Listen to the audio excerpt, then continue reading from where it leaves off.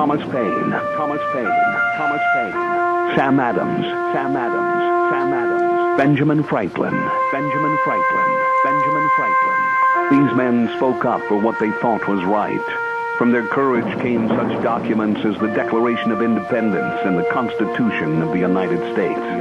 From their willingness to speak what was sometimes unpopular but right, we enjoy such liberties as freedom of speech, the right to keep and bear arms, and freedom of religion. There are those who still wish to oppress our freedoms, and there are still patriots willing to stand up and defend life, liberty, and the pursuit of happiness. Men like Zeb Bell, who honor our founding fathers and what they stood for. It's now time for Zeb at the Ranch, speaking up and defending your freedoms. Brought to you by Magic Valley Les Schwab Tire Centers and all of the other great advertisers on the program. And now, Zeb Bell. Only in America could the people who believe in balancing the budget and sticking by the country's constitution be thought of as extremists. And only in America could the wealthy people who pay 86% of all income taxes be accused of not paying their fair share by people who don't pay any income taxes at all. Only in America. Good morning, everybody. Here comes Kate Smith, and God Bless America, followed by a patriot. And we've got the lovely Abby on the phone this morning. What a lovely little gal. Here's Kate Smith. Oh, there she goes. Lovely, lovely lady. I still think she's one of the best singers of all time. Kate Smith, and God Bless America. And welcome to Zeb at the Ranch. I'm Zeb Bell, and brought to you by our major sponsor this morning, of course, great people, your Magic Valley Les Schwab Tire Centers, all 7 locations serving you, along with some of our great advertisers, including Lee's Furniture Floors and more at 459 Overland in Burley. Right now, we are going to say hello to the brunette bomber. Normally it's known as the blonde bomber, but her and I share the same opinions and attitudes on what's happening in this country. Good morning, Gina. Good morning, Mr. Sunshine. How are you doing today? Well, I tell you what, in all honesty, Gina, yesterday's program was, we hit a home run with a lot of people, and yes, we did. Former congressman from Colorado that ran for president in 2008, Tom Tancredo, really applauded the way we handled it yesterday, and I appreciate his remarks.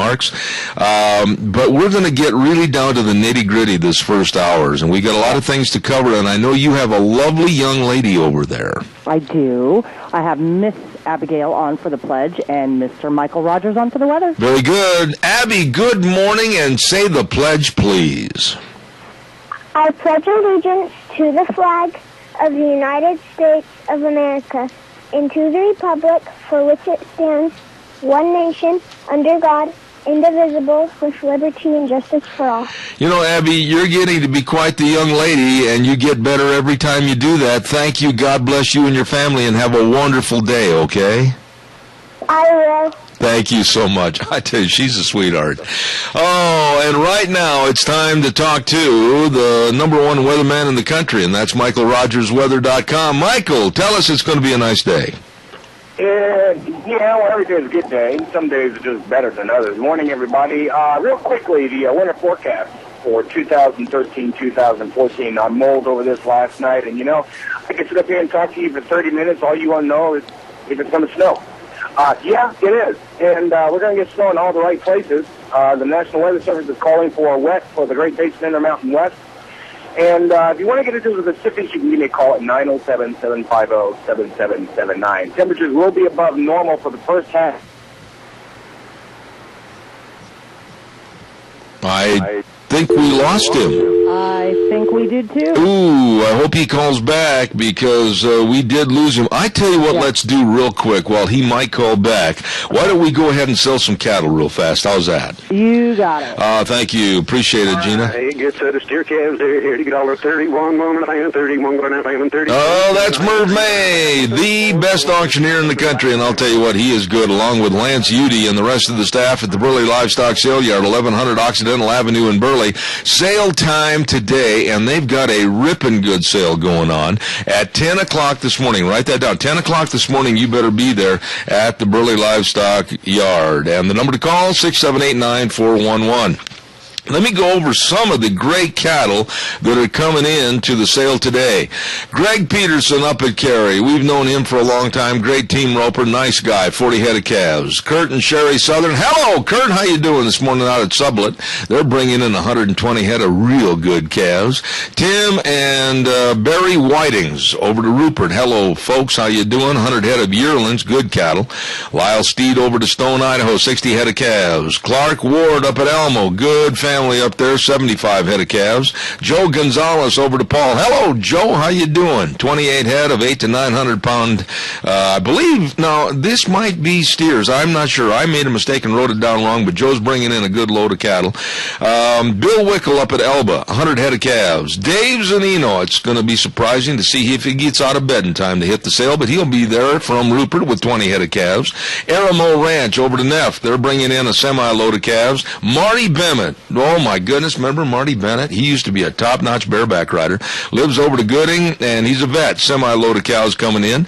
Magic Milk at Murtaugh's bringing in 35 head of butcher cows. And Danny Bird over to Holbrook, 60 head of calves. This is going to be a ripping good sale today, starting at 10 o'clock at the Burley Livestock Sale Yard, 1100 Occidental Avenue in Burley, 678-9411. Merv, sell those steers.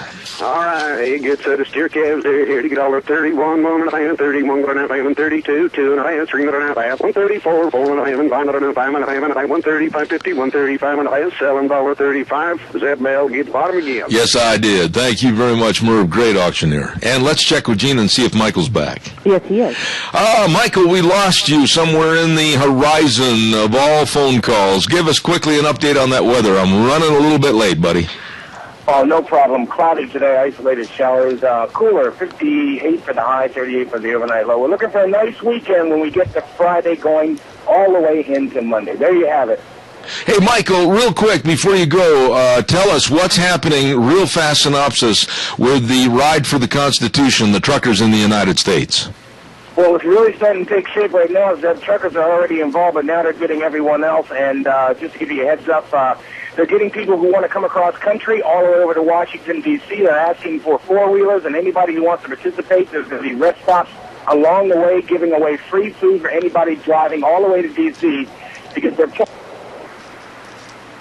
And we lost him again. Oh, my goodness, I'm sorry. Gina, if he calls back, tell him we appreciate the information, and we're going to highlight that Truckers Ride for the Constitution coming up this weekend, the 11th, 12th, and 13th. Michael, thank you so much. Doggone, sometimes old cell phones, they just leave us in the dark.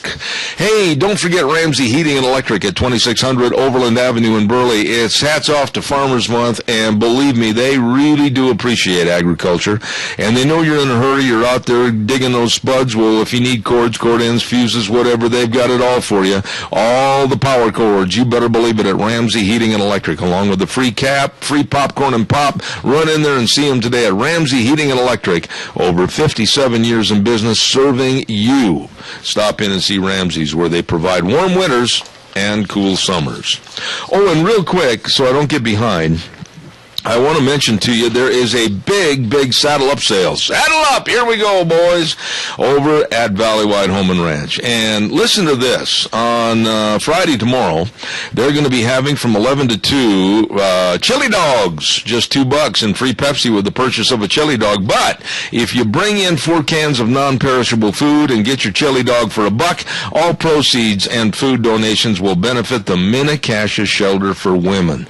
And they're going to have 25% off on their horse tack, ropes, nylon haulers, fly spray, dewormers, everything. Hey, ripping good sale. I'm going to be over there. You better believe it. Valleywide Home and Ranch, 910 South Oneida in Rupert. See Steve and the gang today.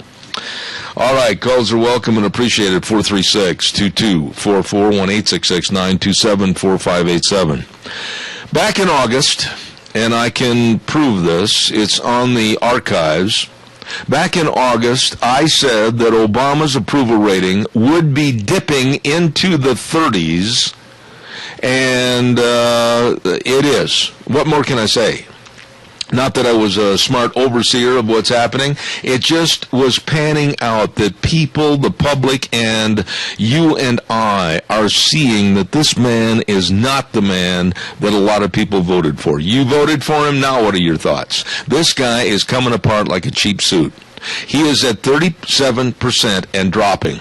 And I honestly think we have not seen the bottom of this bucket yet. I talked to many people back in Washington, D.C. since yesterday. Many people think that he could go down as low as possibly 32% approval rating if this thing goes on much longer with the national shutdown. And if he wins his way of increasing the debt ceiling. I want to say something right here. Obama lied the other day at that press conference. Obama lied when he said that by increasing the debt ceiling, it does not increase spending. Duh. Wait a minute. It certainly does. And every single economist that I've talked to verify, including Peter Morici, which is a well-known economist, said that is not the truth whatsoever. Increasing the debt ceiling, they write more checks. Well, this man is worthless as a leader. And his house of cards is collapsing with damnable stunts that have backfired, especially trying to hurt the American public. And what he did, and his administration did, and Chuck Hagel did on behalf of the Department of Defense. Chuck Hagel is a clown looking for a circus. This man that always looks like he was poured into a suit, disheveled hair, and a face that looks like, well, I don't know, where did they go? I'm their leader, and I'm still in the back. This guy absolutely does not belong as the head of the Department of Defense. He has no capabilities, or low capabilities, and no talent. And what's happened here with the having to go to a private outside source and enterprise to get the money to pay for these funerals for our soldiers, how disgusting is that? And it is a severe mark against the Obama administration and Obama himself. You know, I don't like the man. I've said this so many times. I absolutely despise this man and what he's done to this country. He's not the great unifier. He's the great divider.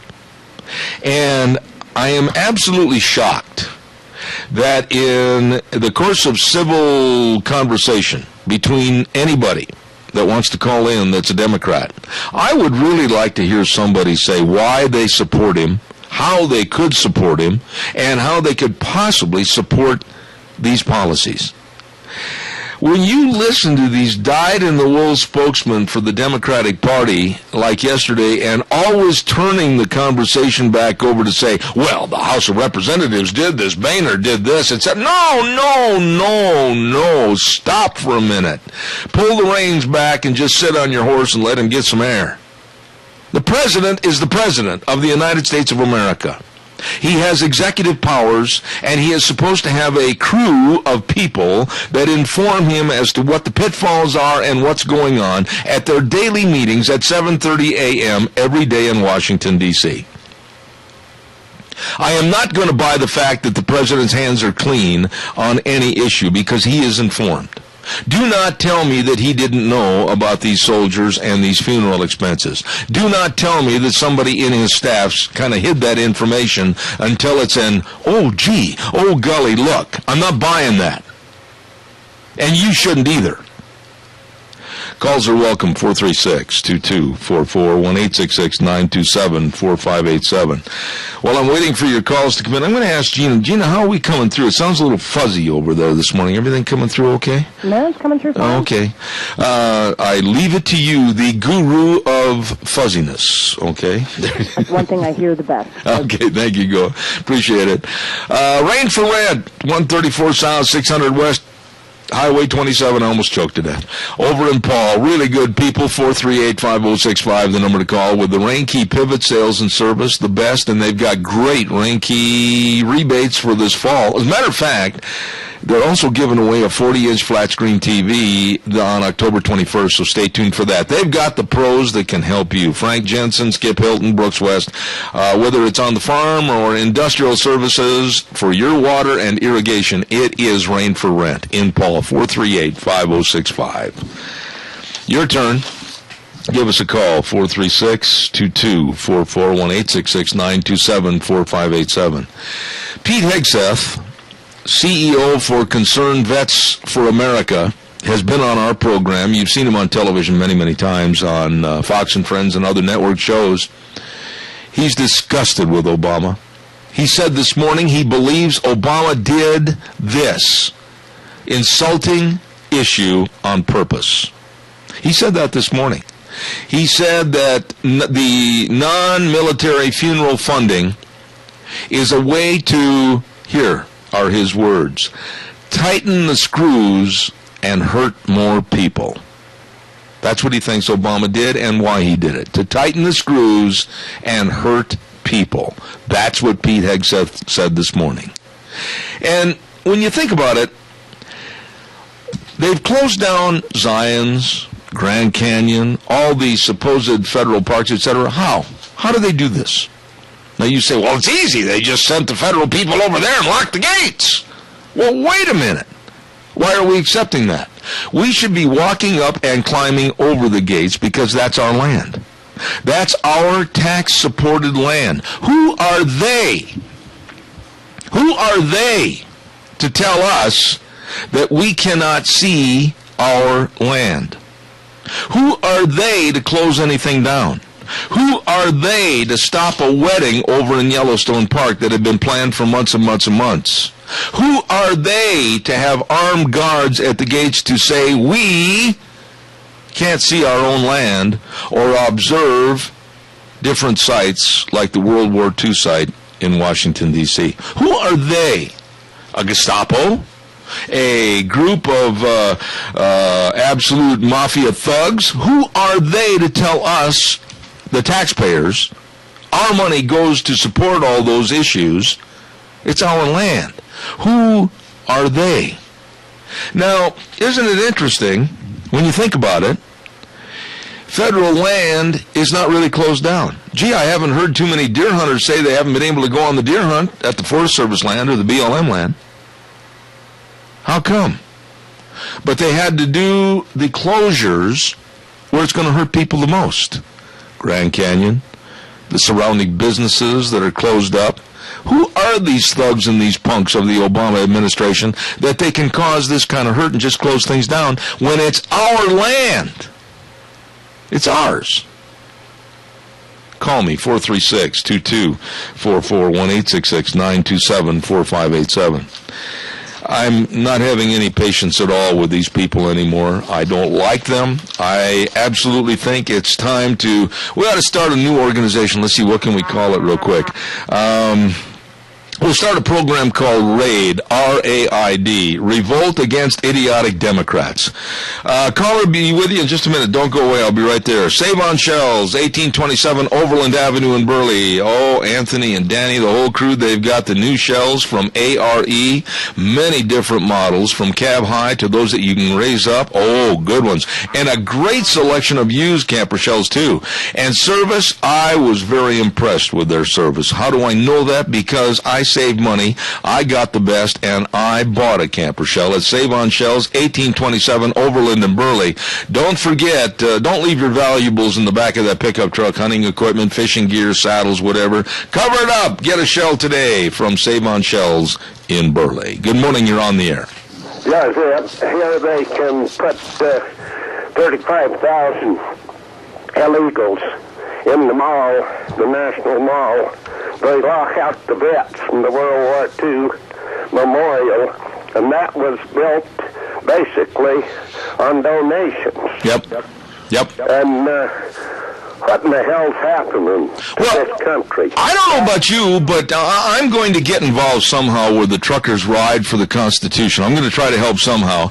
I think that we ought to stage some of the biggest protests that have ever been staged in this country. I think it's time for the taxpayers to stand up and tell Obama and look him straight in the eye and say, you are the worst president that has ever been elected to this country, and we are defying you. We're defying your Gestapo. We're defying your rules and regulations. We're defying your idiocy as far as how you're wrecking this country, and stand up to this guy and spit in his eye, because I've had enough. Yeah, I have too. When you get the word on that, let me know. I'll stand with you. I know. I'll do anything I can to get him away from there. Well, people are getting... I wanted to bring up, I had an email, the Veterans Organization, because they're going to give them the shutdown, the VA and also the American Legion. But I had an email from a guy in the VA, and he announced this, and also he had a caption up in the corner that said for us to get a hold of our representatives and chastise them, tell them to get on the ball and straighten this out. And it sort of teed me off, so I called him and told him he got the wrong person. Call the president. Yeah. Chastise him. Yep. He's the one that wouldn't negotiate. Well, I'll tell you something, Fred. For those out there in the audience that absolutely are sickened by this, we need to stand up right now. And somebody called me yesterday on my cell phone, and they said, oh, man, you're going to get in trouble with this administration and politics in general by telling people they should rise up and go against. I am telling people to rise up. I'm telling them to rise up against this president and absolutely say enough is enough. I am absolutely ecstatic that the truckers are thinking about doing something that basically is going to help everybody, because they're defying this idiocy that's coming out of the Obama administration. And there is idiocy. There's so much of it coming out all the time. Then, I don't know. Well, this country can't stand it. That's all there is to it. Well, I'm not... Every time you turn around, they're breaking the Constitution. Yes.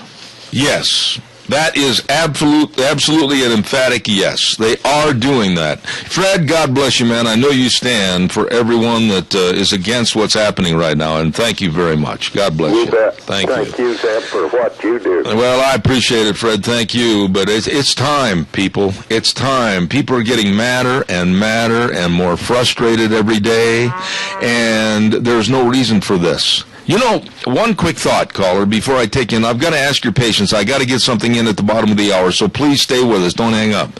One quick thing I thought about last night. Maybe Obama wants all this chaos. Maybe Obama wants all the people to be frustrated and just absolutely throw their hands up in the air. And then maybe that's when this man, and don't think it's so far-fetched. I talked to two people this morning that agree with me. Maybe that's what he wants so he can impose martial law. Caller, I'll be right there, I promise. Please bear with me. We've got to get Jim McCall on the phone here real quick of Travel Lube Supply. Jim, I'm running late. What's cooking at Travel Lube Supply? I've got to dial in first. Oh, okay. Well, then I'll take this caller quick. Go ahead while you're dialing Jim. Caller, good morning. You're on the air. Good morning, Zeb, and you hit the nail right on the head. I personally believe it's exactly what you said. He's wanting an uprising so he can declare martial law.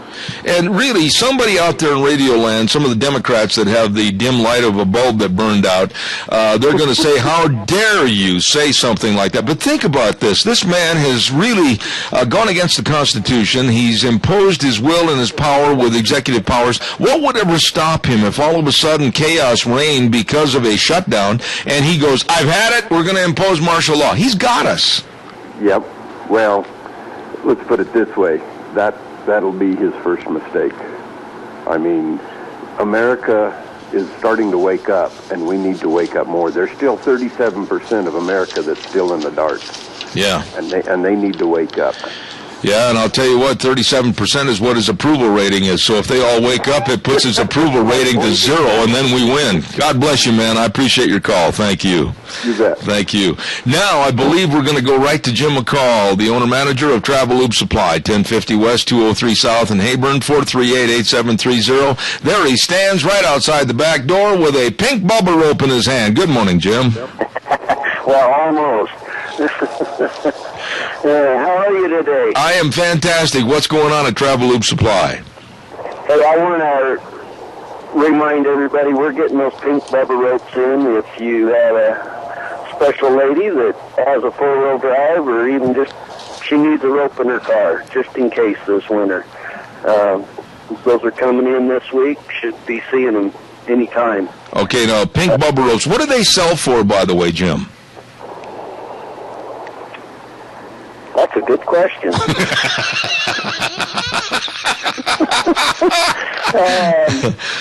It depends on the size. Okay. It depends on the size. You notice two things could have happened there. Either you were meditating or you dropped dead. You scared me.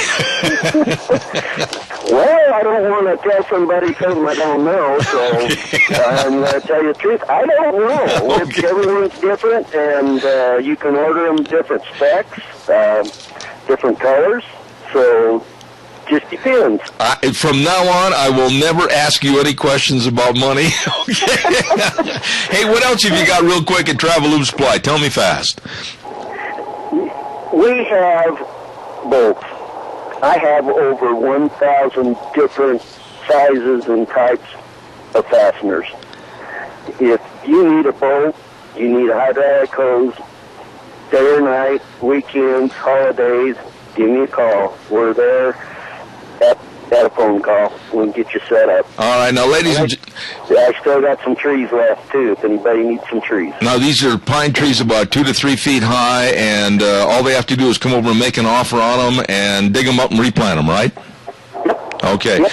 Ladies and If I got to dig them, it's going to cost you a little bit. I don't blame you. And I'll tell you what, ladies and gentlemen, when you see Jim McCall today, just run up, get right in his face, and say, "How much are those bubble ropes?" Put him on the spot. Thanks a lot. All right, Jim. Thanks much. Travel Lube Supply, 1050 West, 203 South of Heyburn. Number to call, 438-8730. And they do have the bubble ropes. Good morning. Thanks, Jim. All right, ladies and gentlemen, it's time for the holy moly, am I running late? Capital Press Ag Minute, sponsored by Pacific Steel and Recycling, 320 West Main in Burley, 678-2321. Here's the Ag Minute.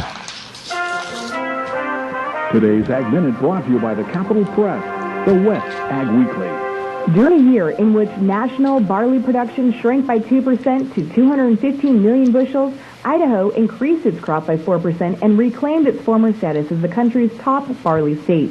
Idaho barley growers produced 55.8 million bushels in 2013, up from 46.5 million bushels according to a September 30th USDA report. The gem state was number 1 in barley production in 2011 before being supplanted last season by North Dakota. This season, North Dakota growers produced the second largest U.S. barley crop, with Montana being third, followed by Washington. Idaho's yields increased by 2 bushels per acre to 93 bushels per acre. The harvested acres increased 2% to 600,000 acres. For more agriculture news and information, turn to the West Ag Weekly, the Capital Press, and CapitalPress.com. Brought to you by Pacific Steel and Recycling, 320 West Main in Burley, and it's 100% owned by employees. Has been for over 25 years. All your recycling needs right there at Pacific Steel and Recycling. And don't forget, Recycling Day nationally will be November 15th. They're going to have all kinds of specials and free prizes and giveaways at Pacific Steel and Recycling, 320 West Main in Burley. Holy cow, I got to have some more phone calls here right now, so give me a jingle on the landline. Don't forget, later this morning, we're going to have a drawing for our next weekly package to be given away of gifts for the Cow Pies and Coffee Cups. We have literally thousands of names to draw from that people are getting our weekly newsletter, Cow Pies and Coffee Cups. And today we're going to be giving away a light package outage from Ramsey Heating and Electric in Burley at 2600 Overland Avenue, and along with a pen set and some Zeb at the Ranch steak knives. These are really nice engraved steak knives. And that drawing is going to be coming up at about 10:54 this morning.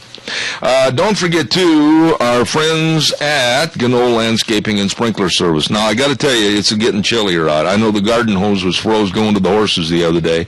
Don't let your sprinklers freeze. Get those lines blown out. And right now is the time to call Scott Gano Landscaping and Sprinkler Service and get on the list. Get on the list. Call them at 431-8733. Gano Landscaping and Sprinkler Service, 150 South, 950 West of Paul, 431-8733. Morning, caller. You're on the air. Hey, Zeb. Hey, I came in late on your show this morning, and I didn't know. Did you happen to catch what old Lou was saying on the in front of the Congress this morning about how he won't fund and pay out the bills? Not that he can't, that he won't pay certain bills if they don't raise the debt limit. You know, this just adds to the misery of what America is seeing and should have understood about this administration. They are going way overboard as far as going against the Constitution, going against the rules and regulations that should be set before them. And they're holding the United States of America hostage right now. I blame no one but the Oval Office, and that's Barack Obama himself, or Barry, if you want to call him that. Sartero, his real name. I never could understand, caller, why he had to change to a Muslim name. Do you have that information? I'd sure appreciate you sharing it. I don't have that at all. That guy is way off the charts when it comes to anything. Let me ask you a question real quick, and you're a very well-educated young man. The Republicans had said prior to the shutdown that they wanted to make sure that funding was available, and they did send a bill through to the Senate for funding for our soldiers that very unfortunately had been killed in action over in the Middle East. And Obama's people said, well, no, that went here, that went there, we weren't aware of this, etc. It's all a bunch of malarkey. I hold Barack Hussein Obama himself personally responsible for this happening. What do you think about this mess with Chuck Hagel and Barack Obama? I think it's disgusting that he's going to do something as low as that. I mean, it just shows the caliber of person that he is. I mean, he's going out of his way to make it as miserable as he can, and this guy's he's writing new chapters on being pathetically horrible as a politician. I mean, this guy he's just nothing but crap. Well, let me ask you this: do we or should we even adhere to the shutdown? That's our land. No, I don't think we should.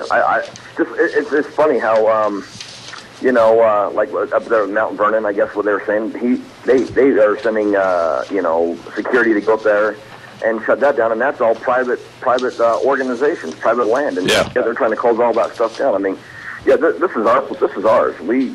I say I'm done listening to what he has to say. Well, I think that there should be a major uprising of people to say no, if we want to go see the Grand Canyon, we're going to go. Now, if you would like to stand in front of my Ford-ton truck and try to tell me no, I certainly hope that you are wearing a yellow stripe down the middle of your uniform so you blend into the road.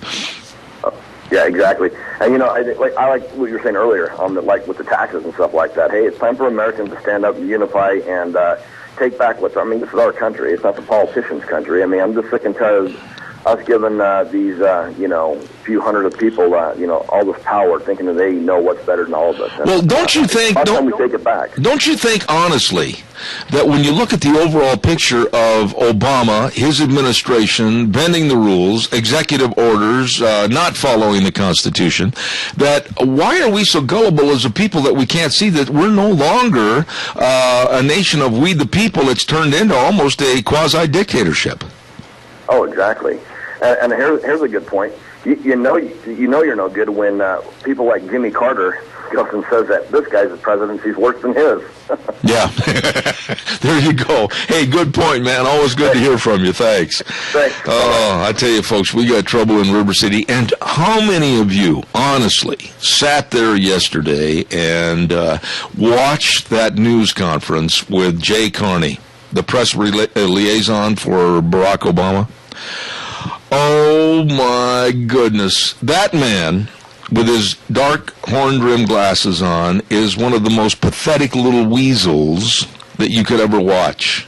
He can squirm, he can twist, he can knot up, he can absolutely convert everything that's being asked of him so that he will not answer the questions. When it was asked by a reporter yesterday about when the president knew and had knowledge of the shutdown affecting the payments on the funerals, Carney hedged like a sly little weasel and would not answer the question. How despicable. How despicable to be talking to the news media of America. The news media of America, New York Times, NBC, Fox News, Wall Street Journal, you name it, and lie. And lie. How pathetic are we? Calls welcome, 436-2244, 1-866-927-4587. That guy, we all went to high school with somebody like him. We did. We all went to high school with somebody like Jay Carney.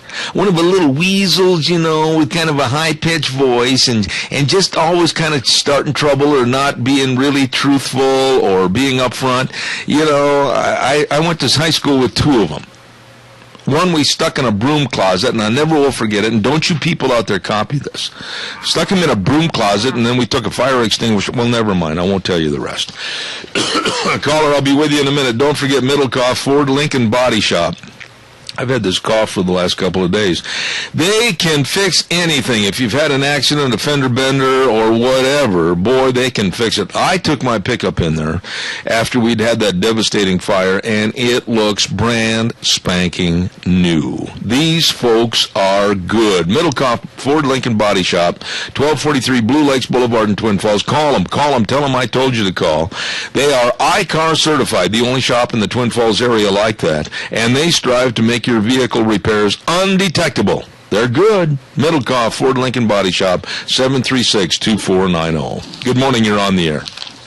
Yes, this morning I was doing some paperwork and I was thinking about that I had to do it honestly because there was no other way to do it, and the conviction in my heart, was no other way. And I look at how we're lied to and deceived and how the IRS plays games with us, and they absolutely have no moral conviction about anything. And the good, patriotic Christian people of this country don't know how to lower themselves into such a place where they literally have to play so dirty that they lie and cheat and deceive just to get whatever it is that they want done. I agree. And we don't know how to play dirty. Well, we got to start. I mean, this turning the other cheek and saying, okay, hit me again, that's got to stop. You know that. And now that you brought it up, I saw the doozy floozy yesterday, IRS Sarah Ingram. Did you watch that? Well, I watched that representative from wherever talking about like it's a witch hunt. Oh, yeah, but he was a Democrat that thought asking her questions was too above him and everything. But this doozy floozy, Sarah Ingram, I have never seen, really, I'm telling you something, Randy, she can go out and trick or treat and never have to buy a mask. She's going to save a lot of money. This is quite a girl right here. Well, my wife said to me, she says, I think these people become so dark that it literally changes their countenance and they literally become somewhat ugly because of the way they live and think. And I think it's true. Well, here we have the IRS and the image that they portray. And then we saw Sarah Ingram, and we saw a news report yesterday where a reporter was trying to ask her questions, and she kept trying to walk away. My response to that is, wait a minute. The IRS is into our business and our lives 24/7, 365. They tell us what we're going to do. Oh, well, Mr. Bell, we're going to check you here. You better be able to prove this, and you better go through your receipts, and you better be able to prove that, etc. But we can't get an answer from them? Are you kidding me? They are not God. They're far in the other direction. And I am absolutely thinking that we need a complete investigation of the IRS, because right now they're under investigation. Let me ask you a question. You're a sharp guy, okay? How can an entity like the IRS, that's under investigation for wrongdoing, be the appointed group, if you will, that's going to run Obamacare? How can we trust them? I know. Ben Carson, he was saying the same thing yesterday, and he is so articulate and intelligent, and, you're right. Nothing makes sense with this, and maybe this thing with Ed Henry pushing Jay Carney about when did the president know, this kind of thing is really becoming a story, and let's hope, all you could ever hope is that the people go, oh man, I guess we just didn't realize how dirty, rotten this guy is. I agree with you, but I'll tell you, after a while, that's her new nickname, the Doozy Floozy. She is something else. Hey, listen, I got to run and do the weather, Randy. Thanks. Bye. I'll tell you, that was such a despicable display of arrogance yesterday. This reporter was asking very decent, forthright questions, and she kept walking away and never said a word. None of her staff would acknowledge the questions. She just kept walking in a very arrogant, very I'm above you, I don't have to answer you fashion. And these people are the faces of the IRS. They come in and cast a cloud over us and can destroy lives and can destroy businesses and can destroy people. And when questions are asked, they won't answer. What in the world is the matter with this country? Time for a weather update with Michael Rogers, weather.com, brought to you this hour by Sportsman's Warehouse. I was in there yesterday. Boy, that was a busy place yesterday, I'll tell you. 1940 Bridgeview Boulevard in Twin Falls. People know that's the great indoors for those who love the great outdoors. Quality gear, everything. Everything is quality for your hunting, fishing, archery, camping, boating, ATVs, optics, electronics, knives, you name it, it's all there at Sportsman's Warehouse in Twin Falls. And now, here's Michael Rogers with the weather. Hi, everybody. Michael Rogers from MichaelRogersWeather.com. Winter forecast of 2013. 2014 is here. I can share with you this much. The smart people are forecasting a wet winter for much of the Great Basin Intermountain West and the Pacific Northwest. Looks like we're going to get snow right where we need it. As far as our forecast for today, isolated showers, cloudy. We're looking for a high of 58. Look for overnight low, right around 38. We're going to come out of it tomorrow night, going into a very nice weekend. Enjoy the weather. And whether you got. Thank you, Michael. Appreciate it. Brought to you this hour by Sportsman's Warehouse, 1940 Bridgeview Boulevard in Twin Falls. Hey, real quick, don't forget Four Paws Bed and Bath for your dogs and kitty cats at 370 West, 200 South of Rupert, 438-4444. Today being Thursday, let me see what's on the special today. Thursday is this and that Thursday when collars, leashes, bowls, beds, and all miscellaneous items are off 15 to 25%. Holy buckets, you better get over there at Four Paws Bed and Bath. And don't forget the big Halloween party on Saturday, October 26th. Free pictures with your pet, refreshments, costume contest for your dogs and kitty cats. Dress up your St. Bernard. I want to see that. Anyway, all of that at Four Paws Bed and Bath, 370 West, 200 South of Rupert. Really good people. All right, your calls are welcome. 436-2244-1866, 927-4587. You know, maybe we better start taking stock in us and our families and what we have, what we don't have. Maybe we'd better know where all of our finances are and how we can lay our fingers on them at the drop of a hat. Maybe we'd better go to our banks and find out some of their policies. I read a story yesterday, and I'm not going to repeat this story until I get permission, but about a bank that was dipping in somebody's till without even notifying that respective bank member, or I should say person that banks at that respective bank. And I'm just going to start taking stock of everything. I'm going to know all about my security, and needless to say, you can understand what that is. And I'm going to know all about my food and shelter and water. I'm going to start taking stock in me, because I've got a feeling this administration just doesn't really care about me. Good morning, you're on the air. I got something you can look up on the internet. All right, go ahead real fast. Look up 96,000 federal employees over $1 billion in back taxes. Wow. Okay, I'll look that up and I'll verify it before I say anything concrete, okay? Okay. All right. Hey, what's your feeling about the shutdown before you go? So I think they just ought to shut down everything and kick everybody out and try to start all over. You know, there's what's the fact? 48% of us are paying everybody else's taxes. The working people, the rich don't have to pay taxes. The people that are on welfare that could work that don't, they don't pay taxes, and we're supporting the whole country. So.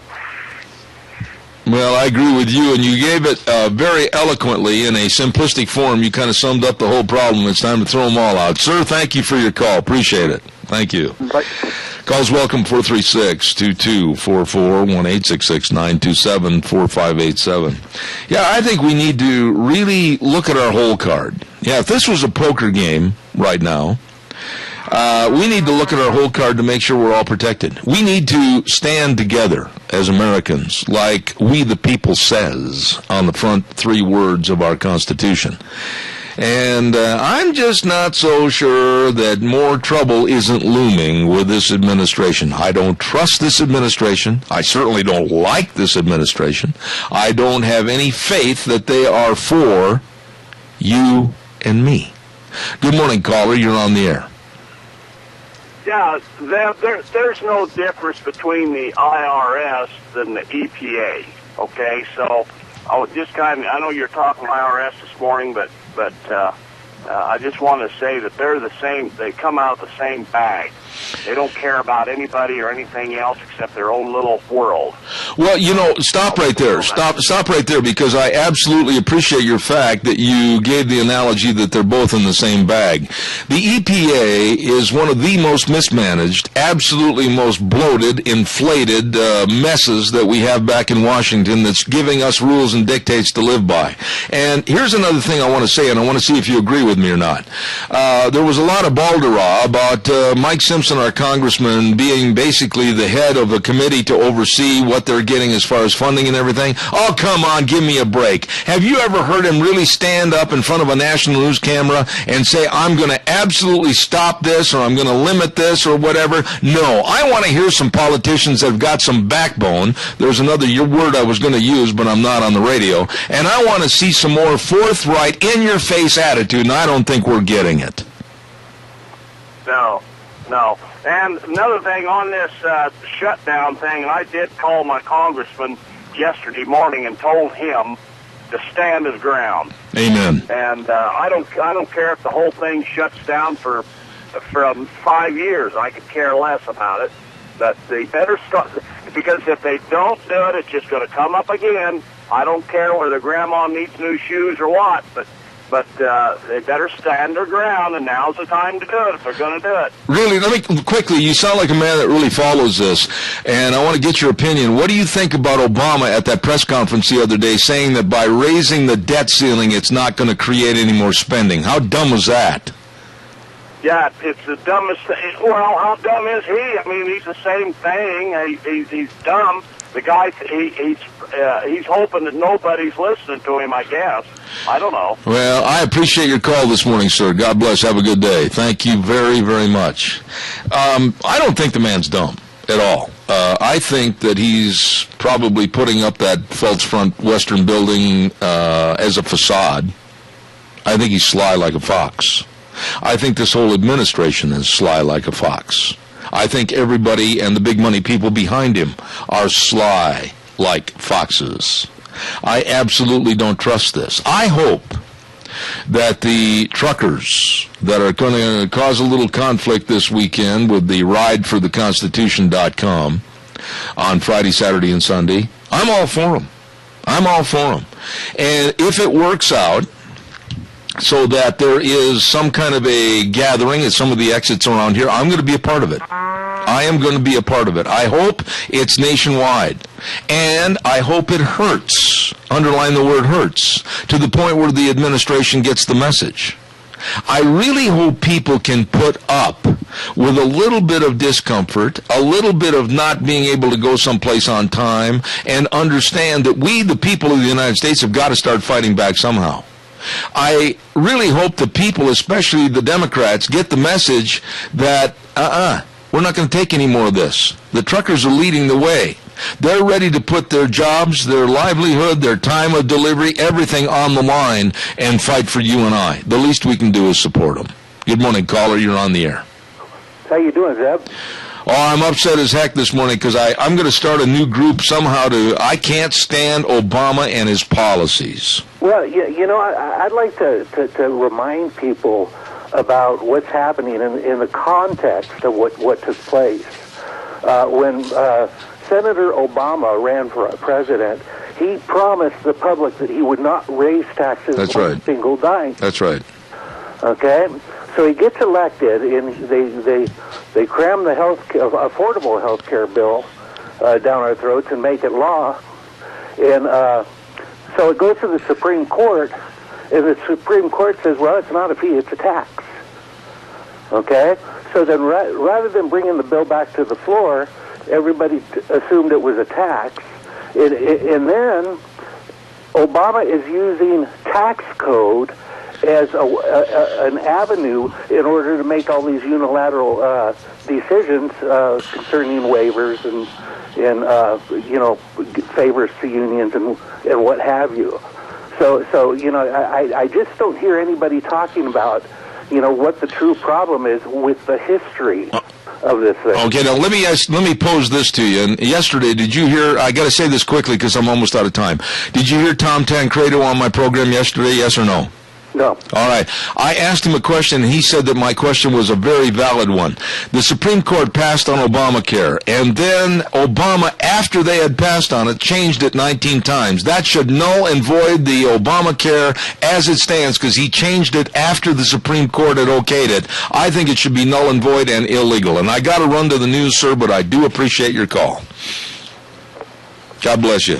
I absolutely think it should be null and void. And Tom said, gee, I hadn't thought of that. Well, people need to start thinking about it. Hey, don't forget Big Tire Sale at the Magic Valley Les Schwab Tire Centers. All 7 locations serving you. Serving is the key word. They've got all the tires, all the different tread designs for all the vehicles, your SUV, light truck, cars, whatever. Hey, stop in and check out this great Big Tire Sale going on now. Check out the passenger car, Ultra Z900. Oh, my goodness, on sale. They've got the best of service on their brake service, the best. Boy, I know firsthand. And, of course, also they've got shocks and struts, front-end alignments, batteries, all of this and more at your Magic Valley Les Schwab Tire Centers with Dave on Blue Lakes and Twin, Mike and Buell, Mike and Jerome, the Twist family in Paul, Lane and Rupert, John on Pole Line in Twin Falls, and Randy on Overland in Burley. Your Magic Valley Les Schwab Tire Centers. Caller, I am flat out of time. Please call back in the next hour or later on this morning. I appreciate your call, but I'm out of time. I got to go to the news. God bless. I'll see you in 6.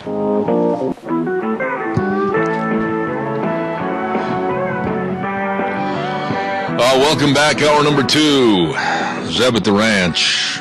And, of course, brought to you by our major sponsor, and that's your Magic Valley Les Schwab Tire Centers, all 7 locations serving you. And also, we want to say thank you very much to Lee's Furniture, Floors, and More at 459 Overland in Burley. We're going to have our Chamber of Commerce report in just a minute. Stand by. But first of all, I want to remind you about Joel Heward, the owner-manager of Hanson Mortuary at 710 6th Street in Rupert. Oh, their staff over there is always committed to upholding the highest ethical standards with unquestioned integrity and serving you and your loved ones.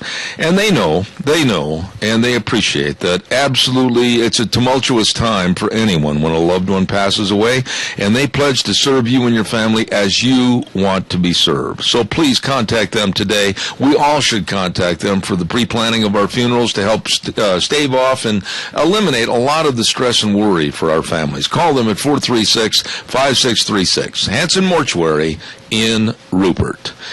Well, let's take a look right now at our list of things to do on a very busy Thursday morning, and we have the beautiful blonde leader, the director of the Minnecasia Chamber of Commerce, and that's the lovely Kay Cameron. Good morning. Good morning. How are you? I am fantabulous. The leaves are turning. It's a little crisp outside. A little frost on the pumpkin, and enter Kay Cameron. It is, and it's a beautiful day. As you said, the leaves are turning. It's beautiful in southern Idaho. Harvest is in full swing. You got the smell of dirt and harvest in the air and the fall leaves and the crisp air, and it's great. Absolutely. Now, with the crispness of fall and the changing of the colors, the changing of the guard, if you will, weather-wise, what have you got planned for the Chamber of Commerce? Well, we're excited. Today is our Chamber Luncheon Day, always the second Thursday of the month, and we're going to hear from representatives from each of our school districts to talk about education in our communities and how it correlates with our business community, and it's always very informative, and we look forward to hearing from them. So okay. It's going to be great. Okay. Another thing I want to mention, we're excited to share some information from the Department of Labor. They are hosting a community job fair, and that will take place in November. And right now, I just want to put it out there for any business owners that are listening, if you're interested in participating, if you are looking to hire employees and want to, have an opportunity to meet job seekers and just be able to showcase your company and the things that you do, contact our local Department of Labor office, because right now, we're trying to get the word out to get employers to participate in the job fair. Okay. And then, obviously, it's perfect timing after harvest, so all those farm laborers can go to find a job. So we'll have more information coming up. But for the business owners out there that are listening, if you want more information on how to participate, contact us or contact the Department of Labor. Wow, I would imagine that you're still probably getting a lot of calls there at the Mini-Cassia Chamber of Commerce, and people probably are saying, wow, the South Hills, Albion, up by Elba, everywhere, it's beautiful. How do we get there? How do you get where? To the chamber office? No. I bet you people are calling saying from out of the area. Absolutely. In fact, as we're speaking, I can see Jackie just picked up the other line out here.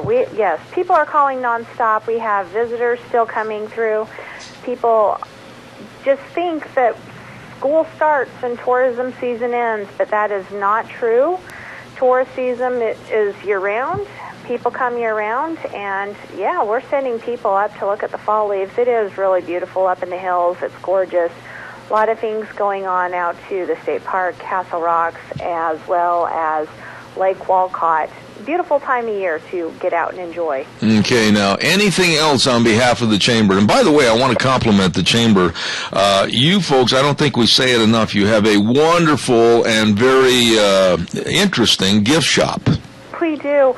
A lot of Idaho souvenirs and little knick-knacky kinds of things, T-shirts and, local products, food products, and made in Idaho, just here to serve the public, the tourists coming through, as well as any locals that come in and want to get something to send to their friends and relatives from out of town. So come by and check us out. We've got a lot of unique gifts and a great place to stock up on those Idaho things. All right. Now, Kay, if people want to call or they want to somehow get a hold of you, they want information, they want all kinds of items to find out about, where would they call? How do they call Kay Cameron? And they give us a call at the Chamber office at 208-679-4793. Come by and see us. We love to visit with people. We have a lot of information to share. We're located on the beautiful Snake River in Heyburn at 1177 7th Street. Or find us on the internet at minicashiachamber.com. Like us on Facebook and follow us on Twitter. Very well said, and thank you again for another great program. We'll look forward to talking to you next week. Kay Cameron at the Mini-Cassia Chamber of Commerce. Thank you. Nice lady right there. I got to pay some bills, and then I want to throw in a personal note here if I could, so stand by. Burley Glass, 1029 Overland Avenue in Burley with our buddy Gentle Ben. Now, Ben came over here and put the windows in my office, and I'll guarantee you that's the best thing we ever did. Burley Glass and Gentle Ben working hard to provide a great service to all the communities in Magic Valley. They've got the atrium windows, and they can increase the energy efficiency of your home by by at least 2 to 3 times. Call them today. Take my word for it. Excellent people at Burley Glass, 1029 Overland Avenue in Burley, with our buddy Gentle Ben. Also, I want to remind everybody, for all your insurance needs, why is it that people always put that on the back burner? Why is it that people say, well, I need life insurance, I'll do it tomorrow. I'll call them next week. I need health insurance or retirement planning or employee benefits. Well, I'll take care of it next Monday. No. Do it now. Go to the phone. It's so easy, and call them up at 436-4424 and say, hey, Dean and Todd, I need help. Bingo, they're there. They're devoted to being dedicated in responses to your needs. I bit my tongue. Call them today at 436-4424, Cameron and Siemens Insurance, Highway 24 in Rupert, serving you. My wife was on the telephone just a few minutes ago, and we had a phone call come in during the news. And it was from a very, very good friend of mine that lives down in Utah but travels all over the United States and as a professional registered livestock hauler. I mean, like if you need some of the top-notch bulls hauled, the big money bulls across the country, he takes care of it. If you've got some of the top-notch $100,000 horses that need to be hauled across the country, he takes care of it. Marty Mickelson. And Marty called her, and evidently it was just a very sorrowful conversation, to the point where my wife was even crying at the end of the call. If somebody comes up to me today and says, oh, Zeb, you don't support global warming, and you don't know what you're talking about and everything, just go look at the Dakotas. There are ranchers, and I didn't know this until Marty just called. There are ranchers back in the Dakotas right now that will never, ever find their livestock alive again. Marty was saying that he's been stranded back there, I think Deanne said, for about 4 to 5 days. And is that right, Deanne? About 4 to 5 days stranded back there in the Midwest? Couldn't get out, and the reason is because of 4 and 5 feet of snow. Way early. And their cattle are gone. Some ranchers are going out on snow machines and finding carcasses underneath the snow.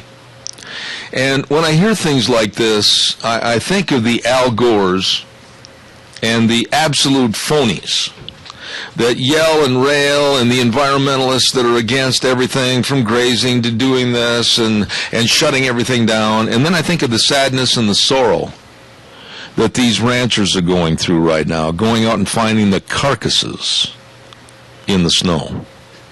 And the true environmentalists, the people that really care about livestock and the range and the West and our land of this great United States in general, are the people that make a living from the land. And today, after hearing this kind of a story, to go to what Mr. T used to say on TV all the time, I pity the fool. I pity the fool that would come up to me and chastise me for hating and absolutely ignoring the idiocy of global warming. I would not do it if I were you. We're going to give some public service announcements right now, and before I do that, I also want to acknowledge that Dal and Helen Bradley are celebrating their 62nd anniversary this weekend. Holy cow, 62 years of marital bliss, never had a fight, never had a crossword, and I don't know if I buy that, but anyway, very, very happy anniversary to Dal and Helen Bradley. God bless you. Then I found out that there's a lady that listens to us every day, and she is 99 years young, and that, of course, is Esther Montgomery. And I believe Esther was on my program, what was it, 2 or possibly 3 years ago at the most, and she is very spry and full of vim and vigor, and we say good morning to Esther Montgomery. Hope she heard that this morning. By the way, also, Caring for Colorado, local volunteers organizing a Mini-Cash effort to aid families in Colorado because of the floods and the fires and everything else, with all the clothing that you can put together, new socks, new underwear, please. All sizes. And also personal items like shampoo, toothpaste, and deodorant. When you go to the store, just buy a couple extra and throw them in a bag and take them over there. And please call. I'm not going to go through all the transport sites right now, but I'm going to give you some ladies' numbers to call. And you can call Cindy McWilliams at 312-0266, or you can call a dear friend of ours, Joan Parr, at, let me get her number, 431-4065. Caring for Colorado, and we certainly wish those people the best. Hold on, caller, I'll be right with you. And then also I had another note I need to get on here real quick, and it is in regards to the Rupert United Methodist Women having their annual Harvest Luncheon Bazaar this Friday, October 4th from, no, wait a minute. That's last Friday. Well, I hope they had a good luncheon. What I meant to say is they're going to have a catfish or chicken fry at the Rupert United Methodist Church Friday, October 18th from 5 to 7 p.m. Well, we'll get them coming and going. Caller, good morning. You're on the air. Good morning. Just to add to what you said, we were over in Soda last Friday, and we run across one of these tour buses. And they were over there looking at the geyser because they couldn't get into Yellowstone Park.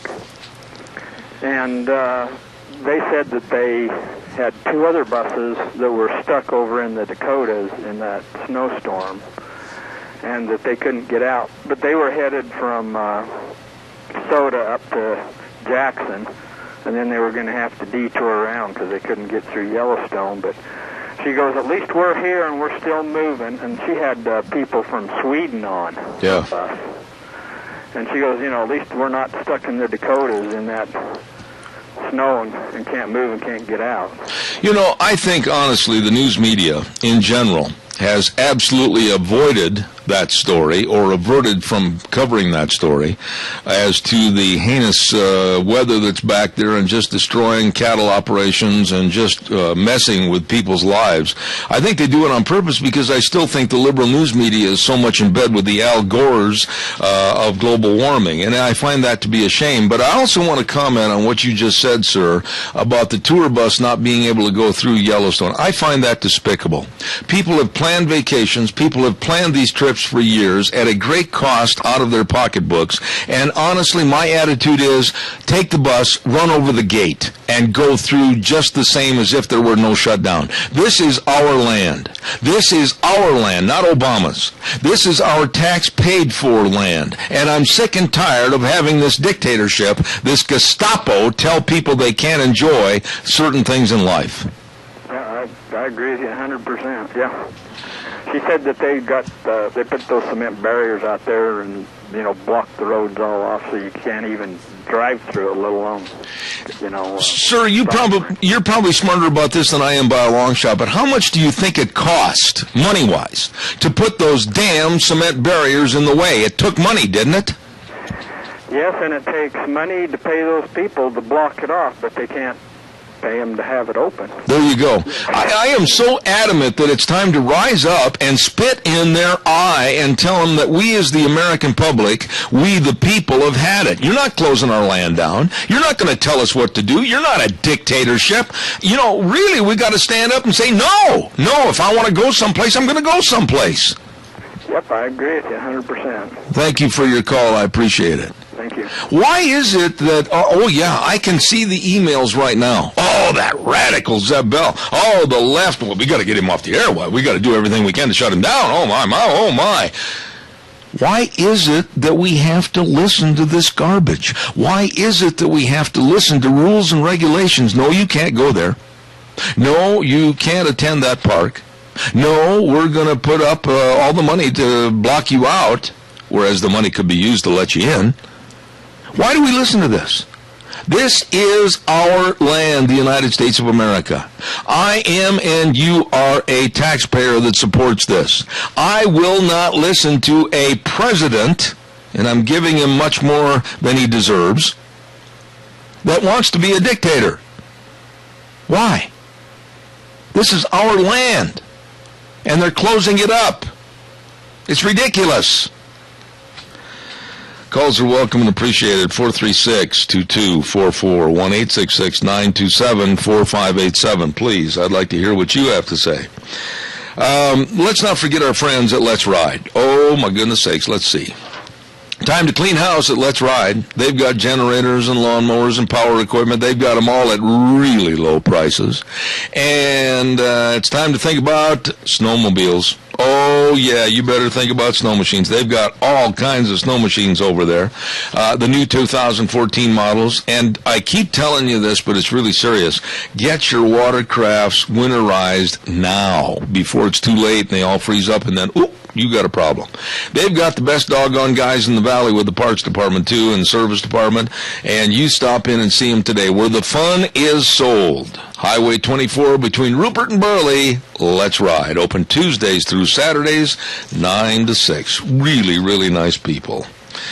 Oh, and before I forget, too, Perkins Restaurant. Now, we had an outstanding Zeb's Lunch Bunch last month. Now, I'm urging you to come again. Now, here's the situation. It's going to be on October 24th, and it's going to be at Perkins, 800 North Overland in Burley. And I just absolutely want everybody to be there for our month number 2 at Perkins in Burley. Please support it. If you want to keep Lunch Bunch going, you got to be there to support it. I can't do it without you. And I'll guarantee you that they've got a bakery that'll knock your socks off. All the pies, all the cookies, all those delicious muffins, like the raspberry and cream mammoth muffins, melt in your mouth, delicious. Everything is great at Perkins Restaurant and Bakery, 800 North Overland in Burley, where they say they believe in being best buds with your taste buds. You stop into Perkins today. Holy smokes, I see dog. Wait a minute, I guess I don't. I see somebody calling in. Good morning, caller. You're on the air. Yeah, good morning, Zeb. Yeah, you know, Obama's following Saul Alinsky's The Rules for Revolution. Yep. And right to the T. I mean, it's just like a handbook, and they're just following it. And Lenin, Hitler, all of these dictators, Mao, they all did exactly the same thing. We better wake up to what's going on because we've got a dictatorship in the making. And as I said, once they control education and they control the medical, get gun control, they already have control of the media. Folks, we're a dictatorship, whether we like it or not. Adrian, why don't the people in the Magic Valley, or the people in Idaho in general, or the people in Missouri, the people in Indiana, it doesn't make any difference, why can't they understand that this is a farce, it's a joke, but nobody's laughing? This is our land. Our taxpayer paid for land, and for this incompetency and this idiocy of the Obama administration to say they're going to shut it down and lock it up, I say go over the gates and use it, see it anyway. Well, I agree. I mean, it's just total ludicrousy, you know, when you let illegal aliens onto the mall and keep World War II vets out. I would like to announce, be sure to put on your calendar next Thursday night at the Red Lion Hotel in Twin Falls and Blue Lakes. There'll be a speaker on Obamacare. And this guy's a state legislature. That's at 7 o'clock next Thursday, the Red Lion in Twin Falls. Come and get involved in this movement to stop Obamacare. Okay, all levels. Yeah. I've got the next segment starting, but I want to remind you the gentleman's going to be on our program that morning, too. Thanks, Adrian. God bless you. Thank you. Who let these dogs out? Who let the dogs out? Who let the dogs out? Where's that Pekingese going? Who let the dogs out? Holy smokes, I just tipped over all my papers. Must have been a dog that did it, a St. Bernard. You should see the mess. You should see the mess I've got behind me. I kid you not, Gina. There was really excited. Can you see, am I on camera over there? You were. Let me bring up the camera. Turn it up. Okay. Now I'm pointing to over my left shoulder. And if you will look, there used to be about a 2.5-3 foot pile of papers there. Ain't there no more. Easy cleaning. And they were all in filed order, Zeb Bell's filed order of stack the new on the old and the old underneath. And man, have I got a mess over in this corner. Holy moly. I tipped it all over. Yeah. Where is that Officer Mort? He's right here. Okay. Morning, Zeb. Hey, I got a picture, and I'm holding it in my hand right now, and it shows you as a little boy on a merry-go-round riding a big bunny. Aren't you just a cute little cowboy? What can I say? Not much. Nope. Blackmail, right? Well, how is Fluffy? Doing great. Just loving life. When I hear Gina playing the Phyllis Dillard in the background laugh, I know that she's got you. Actually, I posted the picture of him and Fluffy on your Facebook page, and it was actually quite popular. Everybody loved it. Well, you know, he loves animals. He's a little weird, but he loves animals. And what have we got for a dog lost this morning? Actually, we have Chelsea. She is a 3.5-year-old Dutch Shepherd. She's long hair, brindle in color, fully bedded, housebroke, gets along with cats. Whoa, stop. That's a negative. No dog should ever be allowed to get along with a cat. Well, she does. She also obeys simple commands. Like eat. Oh, yeah, most definitely. Also loves to run. Loves being around kids. Is very protective of the property. It takes a little bit for her to get used to you, but once she gets used to you, Annette, she is just amazing with people. Annette, she needs a big yard because of how much she loves to run. Okay. She was an owner surrender because the owner was moving and was unable to take her with them. I mean, she's real beautiful. Like I say, she's brindle in color, long-haired. Just a sweetheart. How big a dog is it? She is about your size of your average German Shepherd. Okay. And what breed of dog is it? She is a Dutch Shepherd. A Dutch Shepherd. Is that long-haired? Yes. Oh, that sounds like a beautiful dog. Oh, she is very beautiful. And her name is what? Chelsea. Chelsea. Named after, well, never mind. But anyhow, and how do people go about finding out more about the dog?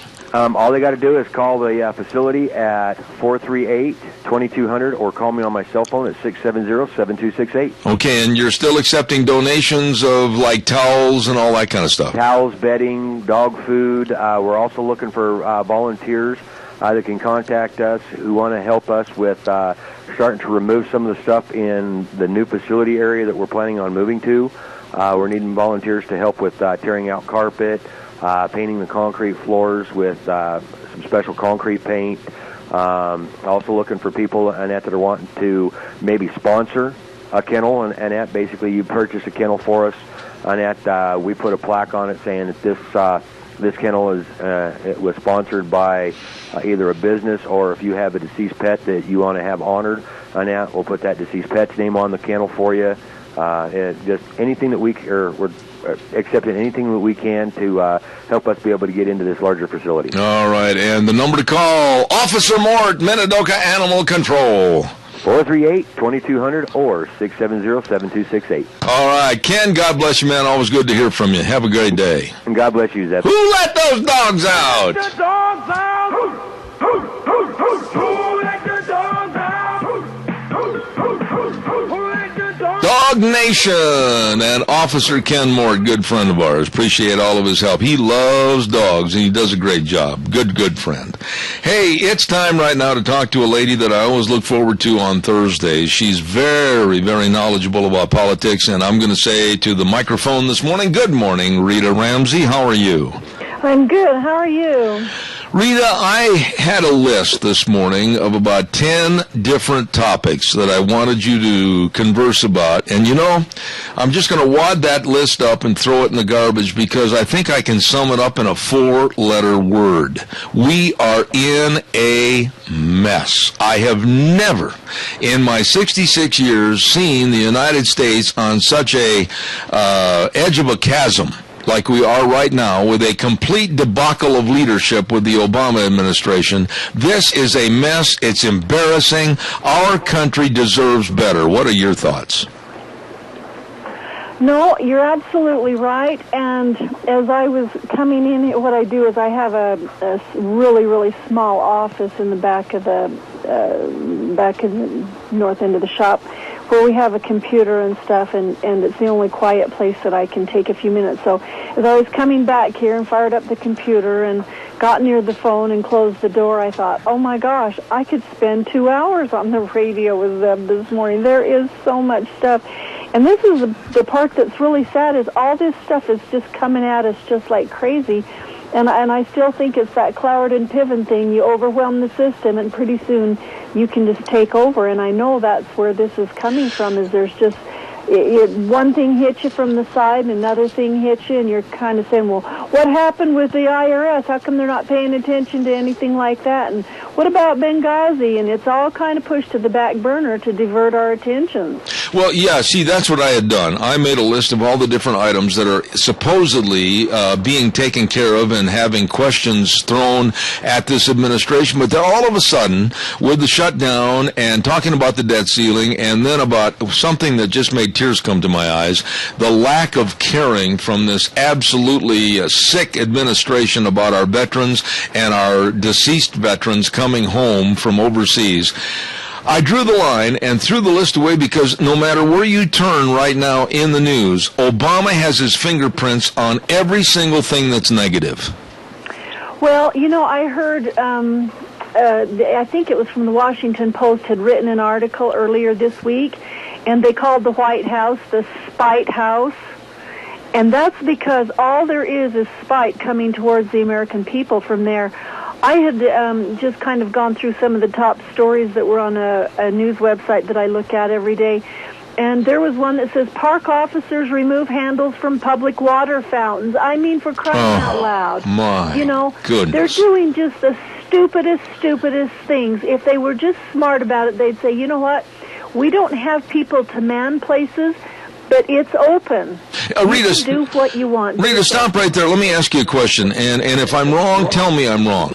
But this is our land. We paid for this land and the upkeep of this land with our taxes. And to have this administration lock it up, take the handles off water fountains, keep veterans from seeing and observing and honoring the World War II memorial, this is so false. I mean, I say jump over the fences and go take pictures and do what you want. This is our land.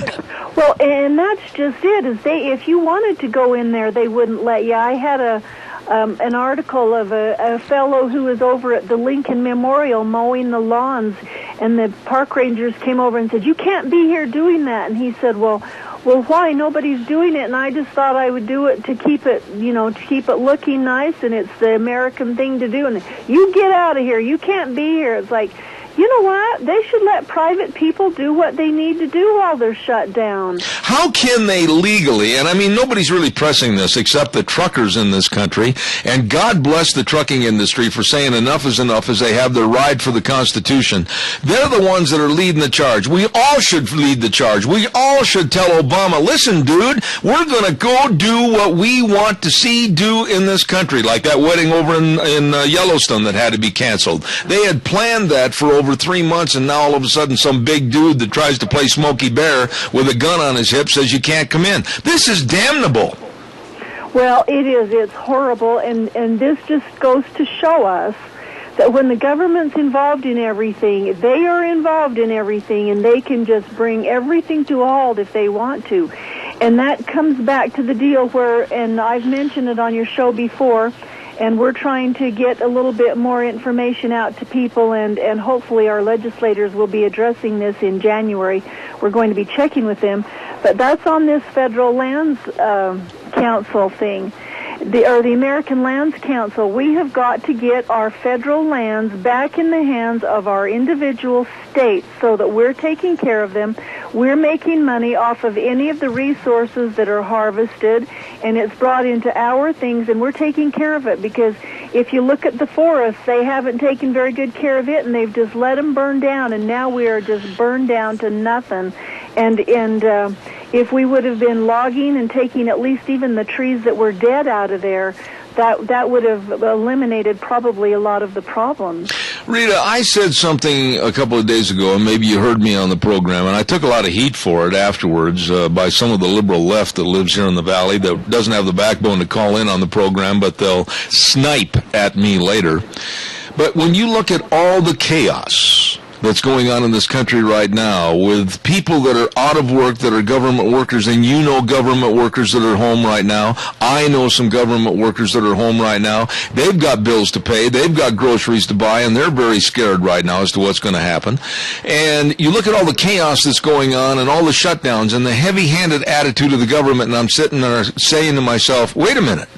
Maybe this is what Obama wants. Maybe he wants this violence. Maybe he wants this chaos. Just so that all of a sudden at 3 o'clock on some near afternoon he might say, aha, executive order, I'm declaring martial law. This is possible, Rita. Oh, exactly. The thing of it is, and Adrian mentioned this earlier, he kind of took away my thunder. I was just going to remind people that when the government is in charge of as many things as they are, the last thing they needed to get in charge of was the health care. And that health care is theirs, and so now we are sunk, and they can do whatever they want. And you can just look at it. The sign of a dictator is a guy who goes around the laws and makes exemptions for his friends. Hello, does that sound familiar? Well, I said yesterday to Tom Tancredo that was on my program, and I asked him, and he said, Zeb, that's a really good question. I asked him why, if the Supreme Court had looked at the Obamacare document and they ruled it A-OK for the American public in that form, why then, afterwards, could Obama change and alter it 19 times, and why is the document not then null and void? Well, it should be, and Andrea Mitchell was left speechless on a thing that she had with Kathleen Sebelius, because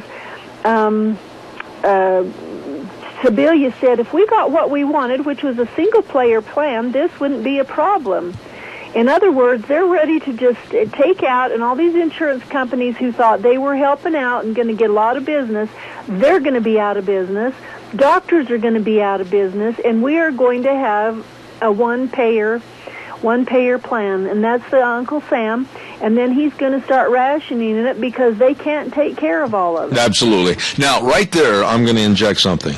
Before Obamacare came into complete fruition, remember that they said the reason for having Obamacare was to go ahead and try to provide health care for approximately 45 million people that didn't have health care coverage. Remember that?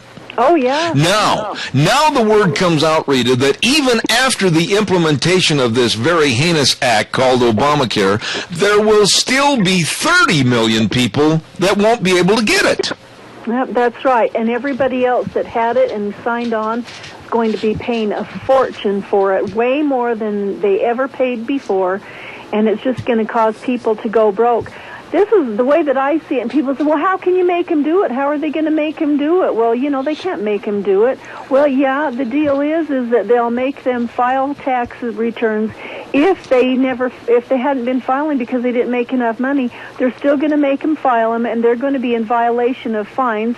And then they're going to say, well, I don't have enough money to pay for those fines. And they're going to say, well, that's just fine. Pretty soon we'll just have you over a barrel because you owe so much to the IRS. And we have to remember that the IRS is in charge of Obamacare, and that's why, is so that they can levy these fines and collect them. But there'll be people who can't pay them, and the people who can't pay them are just going to be in arrears to the IRS. And then you know how that happens. It doesn't turn out very good for when you owe the IRS money. Well, wait a minute, though. Wait a minute. If I were a judge and somebody threw this IRS case on my desk, I would sit there and say, wait a minute, here is an entity that's being investigated for wrongdoing and criminality, and yet they, the IRS, has been appointed to run the Obamacare and handle all of our information, our very, very personal information.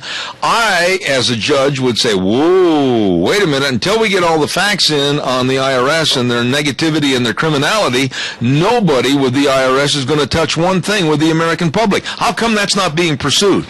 Well, it should be, but you know what happened when parts of the Obamacare thing went to the Supreme Court? They decided to make their own law and change it, and that was after somebody had been strong-armed. We know it. There's no doubt about it. He was strong-armed and blackmailed.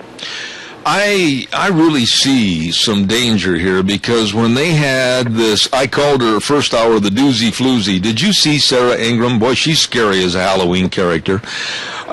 Sitting before the congressional hearing, and she wouldn't hardly answer anything, and a couple of reporters followed her down the hall and were asking some very straightforward questions. She wouldn't say anything. And here's an organization that can ruin lives, destroy business, and destroy families, and they won't answer questions. This is Gestapo if I ever saw it. Well, and the other part to that story is that the Democrat who was asking her, who was questioning her in those talks, started making fun of it like it was the Salem witch trials and everything, and just absolutely making a joke about it, like, I can't even believe we're here. This is so ridiculous, instead of asking the right questions. They won't do that. You've got the Senate, and there are some senators that are kind of on our side, but there's a lot more that aren't. And you're going to be seeing a ton of this kind of stuff coming out. Senator McConnell was in a meeting with all the senators the first of the week, and he basically said, any one of you who takes any money from FreedomWorks or the Conservative Senate Committee, it's a conservative entity that has been raising money to try to get donations so that we can elect senators who are conservative and constitutional. Any of you who take money from these places, you are as much as a traitor. And so you've got the old Republican Democrats even that are against the American people and freedom and everything else. Rita, be honest with me right now. Be very, very honest, and don't pull any punches when I ask you this question. Wouldn't you, as a lovely, quiet, very nice lady, wouldn't you just like to punch Jay Carney in the nose? I'd like to take him and just give him a tongue lashing that wouldn't quit. I'd like to be in a debate with him, because he seems like he's so uninformed. Somebody said, well, you know, they do that a lot. In fact, I think it was Karl Rove said, well, yeah, they kind of do that. They leave him in the dark so that he doesn't actually have to lie when questions are asked of him. And I'm thinking, Tony Snow wasn't that way. Amen. Dana, what's her name? Dana, oh my goodness, anyway. Yes. Oh. Anyway, she wasn't that way. I can remember. Isn't that Dana Perino or something like that? Perino, yeah. Other press people, when they were the president's press consultants and advisors, they didn't look as stupid as President Obama's have, but I believe that that's really true. They leave them out of the loop intentionally so they don't have to lie. They can say, I wasn't lying. I didn't even know that.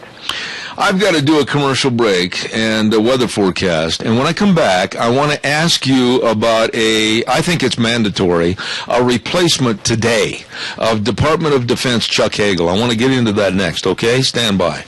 Ladies and gentlemen, our weather this hour is brought to you by our friends at Red's Trading Post, 203 5th Avenue South in Twin Falls, an historic Old Town Twin. Family's been there since 1936. Hey, the Beretta truck is coming to Red's Trading Post this weekend, October 11th at 9 a.m. to October 12th at 5 p.m., Friday and Saturday. Great deals on the truck, and you can register to win prizes. Get in there to Red's Trading Post, and they're going to have all the great handguns, firearms, pistols, everything at Red's Trading Post and the Beretta truck. Stop in this weekend. Here's the weather by Michael Rogers. Hi, everybody. Michael Rogers from MichaelRogersWeather.com. Winter forecast of 2014 is here. I can share with you this much. The smart people are forecasting a wet winter for much of the Great Basin Intermountain West and the Pacific Northwest. Looks like we're going to get snow right where we need it. So the forecast for today: isolated showers, cloudy. We're looking for a high of 58. Look for overnight low, right around 38. We're going to come out of it tomorrow night, going into a very nice weekend. Where the weather, and whether you got. Thank you, Michael. Brought to you by Red's Trading Post this hour. Ryan and the rest of the crew at 203 5th Avenue South in Twin Falls. Rita, this is such a heartbreaking story. And it's so absolutely ridiculous that an administration of our government could be this cold and this calloused.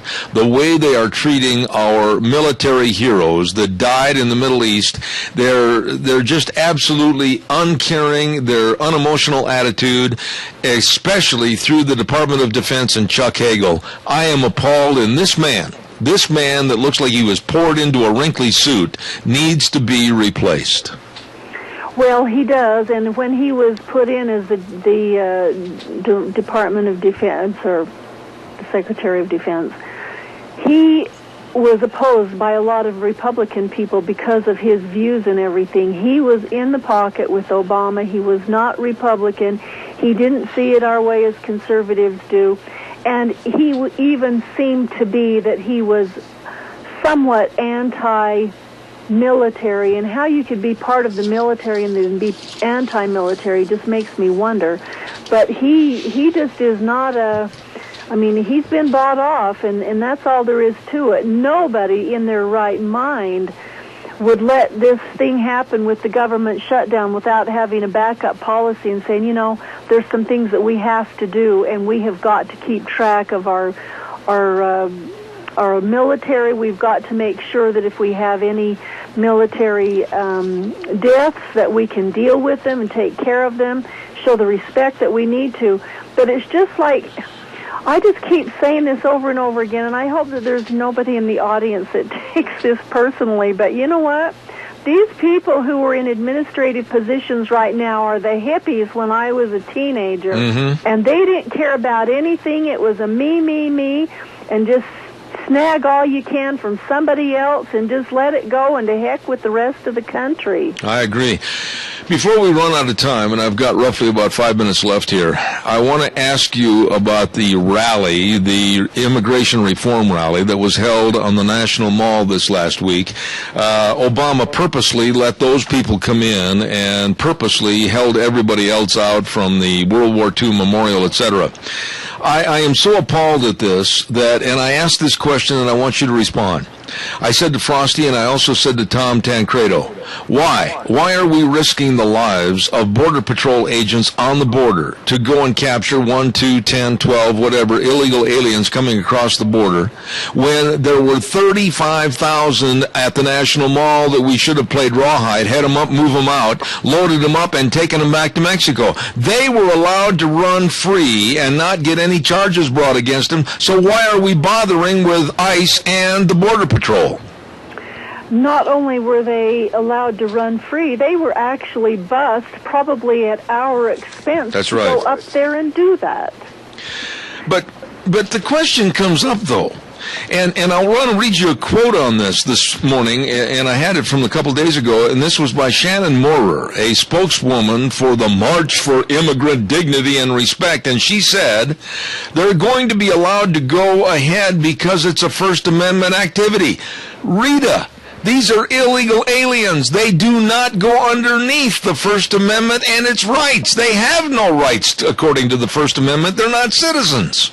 That's exactly right. And the other question that I have is, if they have the rights to do it as illegals and not even citizens, why do our people not have the right to do it? Amen. Amen. You know, when you look at all this, and Obama's ratings, popular ratings, are down to, and necessarily so, I think they should be in the 20s myself. He's down to 37%. What are your thoughts about his approval rating? Well, I think that it's going to go lower, and the only bright spot in this is there was an article that I read that said that it was at the University of Colorado in Boulder overwhelmingly blamed President Barack Obama and the Democrats for the shutdown, and those are very, very liberal people. Yeah. And so I think that the blame is going to be shifted to where it belongs, and hopefully there won't be a bunch of uprisings and stuff. But that's what the government wants, is there wants to be uprisings and unrest so that they can come in and say, hey, wait a minute, we're in charge now, we're going to have to do da-da-da-da-da. And then the UN bill that they signed on gun control, just kick it in, and a lot of other things. All right, we've got a caller with a question. Real fast, I've only got 2 minutes left. Zeb, what are they going to do when they have to put all of us people that can't afford to pay all this stuff They're going to have to build some new jails, big ones. Bob, it's not a facetious statement. Rita, well, how would you respond to that? What are they going to do with people that absolutely are strung to the hilt? They cannot afford anymore. They can't afford more taxes. They can't afford the idiocy of Obamacare. What are they going to do? Well, if you really want to hear what I think they might do, is, first of all, if this president did it, it wouldn't be the first president that did internment camps. So what they'll do is they'll come in, take away your property because they have tax liens and stuff on it that you haven't taken care of, and then they own your property and stuff. They can sell it to somebody who wants it, and you're out in the street. I mean, it's going to get really ugly, I fear. I can't argue with the thing you said. I just got another fly on my list. Thank you very much. He was bugging me all morning. But when I look at this overall situation, I think it's safe to assume, and rightfully so, this administration right now is on the precipice. They're on the precipice of becoming a dictatorship instead of a president and his administration.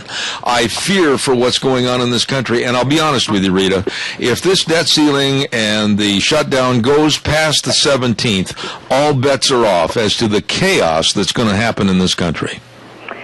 Well, I think that you're right, and I fear that this is where we're headed. And if anybody, and I haven't done this, but I have a dear lady who's been doing a lot of research. If you have any questions about internment camps and things that are possible, start looking up FEMA camps and just see how they're situated throughout this country, who's in charge of them. The Homeland Security has been having drills with our kids in school and taking them off to undisclosed places in case of emergencies. All of this, you're kind of going, why does it need to be undisclosed? Why can't the parents know where it's at? There's a lot of sinister stuff going on that we don't realize it, and they're playing into the hands of those who are in charge, and those who are in charge don't realize what all the ramifications are. All right, real quick answer to this, and I mentioned this on the program the other day. I did some research, and the TSA has now expanded its authority, quote unquote, into going to train stations, port entries, and even rodeos. That's where they're showing up. Rita, I see this as a kind of a melting in type process to a preclusion of martial law. Do you agree?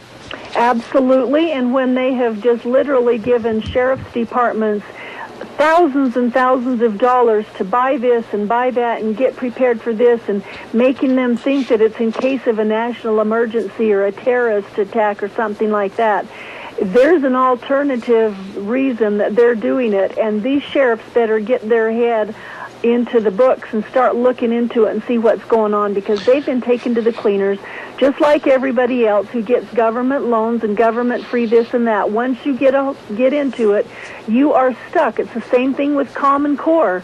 They thought that was going to be a really grand deal. They got money, and now they find out, well, this is way better than No Child Left Behind, but all it is just getting married to somebody who is worse than the step person you were married to before.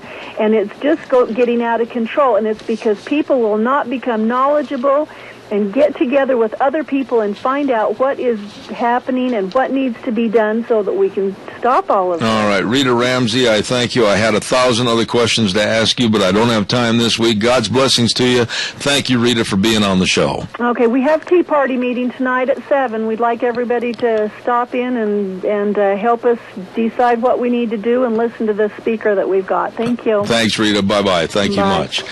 Woo! That was high energy, and she's got some great thoughts. I agree with her. We got problems, folks. Don't just bury your head underneath the carpet. Listen to what's going on. I'm hungry. I know Gina's hungry. We're all hungry and starving to death. Hey, how about we have lunch at Burgers, Etc.? 2 locations, 700 North Overland in Burley and 124 South Oneida in Rupert. And all through the month of October, they've got burritos and corn dogs, 99 cents after 3 p.m. You can stop by after school, or if you get out of work early and have a great big snack. Going to be good. And they've got shrimp dinner specials on Sunday. Hey, Burgers, Etc. In Burley and Rupert, you stop in and see them today. How about we go on over to Taco Bandito, 2301 Overland in Burley with the chicken strip salads, and also pumpkin empanadas to die for. They're known for their pumpkin empanadas in the fall, along with the chicken strip basket I mentioned, and also the chimichangas and the macho burritos. All of this and more great eating at 2301 Overland in Burley. That's, of course, Taco Bandito. And don't forget Steve-O's, 290 South, 600 west of Hayburn. Oh, yeah, hand-patted hamburger patties daily, made with love. And they've got great menus. I mean, steaks, chicken, seafood, salads, everything in a kid's menu. You're going to love the friendly servers and dedicated staff. It is a great place to go eat. Steve-O's, 290 South, 600 west of Hayburn. And last but not least, the AC Drive-In, 601 East Main in Burley. Oh, boy, they got a kid's meal for only $3.50. And they've got the Farmer Brown burgers. You're not going to find anything better than that. Add a delicious shake of your flavor. And they got the pumpkin milkshakes there, too. Holy cow, you're going to love it. Still open 11 a.m. to 9 p.m. Monday through Saturday. AC Drive-In, 601 East Main in Burley. And those are just a few great places to go if you're hungry and starving to death. I hear the microphone on. She is. I am. Oh, man. I'm drooling. A pumpkin empanada. I am drooling. I am absolutely drooling. I know. All I've had is an apple and some tea. That's it? That's it. For the morning? Yeah. I'm surprised you aren't cranky and ornery and putting tooth marks on the microphone. Holy smokes. And that's why the mic has been off. Oh, okay. I'd hate to be the next person to come in and have to use that puppy. I disinfect it after I'm done. Okay. What are you going to do this weekend? I think, honestly, we're going to be setting up a paint booth at the shop. Really? Yeah. Okay. You and your cars. They ought to start a reality TV show with you. I just, for my little brother's car, so excited. I got, the Z24 brand new, out-of-the-crate engine, complete everything. It's just like a turnkey, and I'm so excited. You really get worked up about this. We're going to call this new reality TV show Gina's Journeys. It's going to be a lot of fun, and once we actually get going on the project, again, I'll post up some more pictures, but we've got a phone call. Oh, I've only got 30 seconds. Real fast, caller. Fast. Yeah, good morning, Zeb. Right now we've got an all-volunteer army. What do you or military? What do you think the morale of these guys are right now? You think they're going to start joining up anymore? No, I tell you what, the morale in this country is going lower and lower and lower because of the lack of efficiency, the lack of caring, and the lack of personality, and the lack of respecting our Constitution. Tony, I got to run to the news. God bless you, man. Thank you. I'll be back in 6. Don't go away. Oh, welcome back, Zeb at the Ranch. Hey, before I forget, Ramsey Heating and Electric is offering rebates on qualified Lennox home comfort systems, whether it's a gas furnace, air conditioner, or heat pump. You and your family will enjoy the comfort. Call them at 678-0459 and learn how Ramsey Heating and Electric can save you money. At Ramsey's, they sell warm winters and cool summers, as they have for over 57 years. Welcome back. I'm Zeb at Zeb at the Ranch, and, of course, our major sponsor, your Magic Valley Les Schwab Tire Centers, all 7 locations, and, of course, some of our great advertisers, including Lee's Furniture, Floors, and More at 459 Overland in Burley. And with that, it leads us right up to Mr. Brett Lee at Lee's Furniture. Good morning, sir. Well, Zeb, we just did an option play here, and you get Jeff. In other words, it's drop back 15 and punt, right? For a loss. No. Not at all. Jeff, how you doing? I'm doing great, Zeb. We appreciate you inviting me onto the show today. I'd just like to extend an invitation to all of the listeners out there that we have some great specials going on here at the store. We know that it's harvest. A lot of people out there working hard, trying to earn a little extra money so they can buy a few nice things for their home. And as such, we are going to help them with their budget and extend it a little further. We have some great specials in the store, Zeb, starting with our mattresses. If you've had an opportunity to hear, we have a number of great specials, starting with some of our twin-size mattresses for the kids out there, starting at $79. Some of the more deluxe premium mattresses, for example, Zeb, king-size pocket coil mattress box set, regular price $11.99. We still have some left, only $5.99. Whoa, value. That is a great savings. We also have, Zeb, going a different direction. We have a huge inventory of floor covering in stock. For anybody who's not looking at the calendar, it doesn't take long for Thanksgiving and the holidays to creep this direction. So if you're thinking about in any way redoing the floor covering for the holidays, you really want to come in now, get scheduled to have that floor covering put in, whether it be carpet or vinyl. We have tile, laminate, hardwood, everything, and we have it in stock, and we have great specials on that as well. And, of course, you also have the Smart Strand carpet. Yes, that's one of my favorite items, Zeb. You know, as your listeners may know, that is one of the few carpets in the industry that has a lifetime stain warranty. It's super soft. You can put it in your home. You don't have to be looking over your shoulder every time the kids or the grandkids are dragging food in on the carpet. It is really, Zeb, as good as advertised, as you know. We have tested it here in the store. They've tested it nationally, and this carpet does perform. I tested it myself right here in Murtaugh, USA. I was there. I picked that carpet up. I noticed you picked it up. Extend real quickly. Let people know we're getting a new shipment of Motion furniture, which means sofa love seats with recliners. Okay. And also recliners, many of them power recliners. And we will have the largest selection of all of those in the Magic Valley, and that is legitimate. We'd like to invite everybody to come in and take a look. We have some great specials on those as well. Yeah, and you know the thing is, you got to go in, not only take a look, but you got to take literally a test drive of sitting in it to see which one fits the best. Yeah, you know, because it's like trying on pants. You know, every pair fits just slightly different. Absolutely. Jeff, you did, as usual, a very nice job on behalf of Lee's Furniture, Floors, and More, and you can tell the boss you deserve a raise. You did a great job. I'll let him know, and thank you, Zeb. All right, thank you very much. Everybody stop into Lee's Furniture, Floors, and More at 459 Overland in Burley. Before we get our next guest on the phone real quick, I want to remind everybody about what I do with the form. You know me, I'm always losing stuff. There we go, the Chadwick Sports Grill. Now, I want you to remember that they've got daily luncheon specials at the Chadwick for just $5.95. $5.95? I'm not kidding. Best deal in town. And then, of course, they've got senior citizen dinner specials Monday through Thursday from 4 to 6 p.m. Only $5.95. Wow! Save money. What's the special for today? It is ground round steak with mashed potatoes, veggies, and soup or salad at the very, very nice, great people, Chadwick Sports Grill, 139 West Main in Burley. You stop in and see them today. All right, we've got that taken care of, and right now we are going to go to the phone lines, and I hope I say his name correctly so he doesn't get all... Hold on. I'm still waiting for him to call back, so go ahead and do a couple more of your... he had better call in quickly. Well, he called in right at the top of the hour, and I said, hold on, call back, because I didn't want him to be on hold for an entire 5 minutes. So he will call back. Just do a couple more livers. Okay, boss, whatever you tell me to do. I'll just send the checks. You tell me what to do. You got it.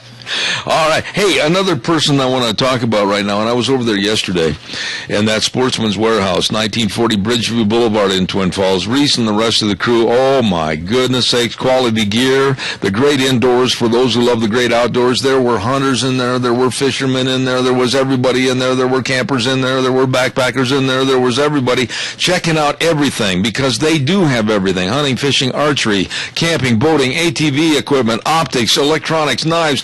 It's all there. You've got to stop in and check out aisle after aisle after aisle of all the items of quality gear at Sportsman's Warehouse, 1940 Bridgeview Boulevard in Twin Falls.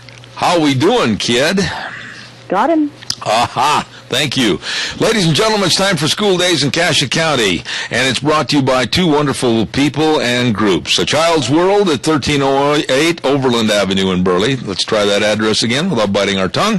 1308 Overland Avenue in Burley, and Ambulatory Surgery Center at 1344 Highland Avenue in Burley, bringing you School Days in Cassia County. With us today on the program, and I hope I say his name correctly, but it is Mr. Roger Caricia of Burley High School, a math teacher. Is that pretty close? Oh, pretty close, Deb. It's Caricia. Oh, I knew I'd mess it up. Caricia. All right, I'm going to write that down the way it sounds. Caricia. Gotcha. Now, you're a math teacher. I am. You know something, Roger? I hated math in high school. What can you do to change my opinion this morning about mathematics? I don't know, Zeb. I don't know your experience in math. You hated it that bad?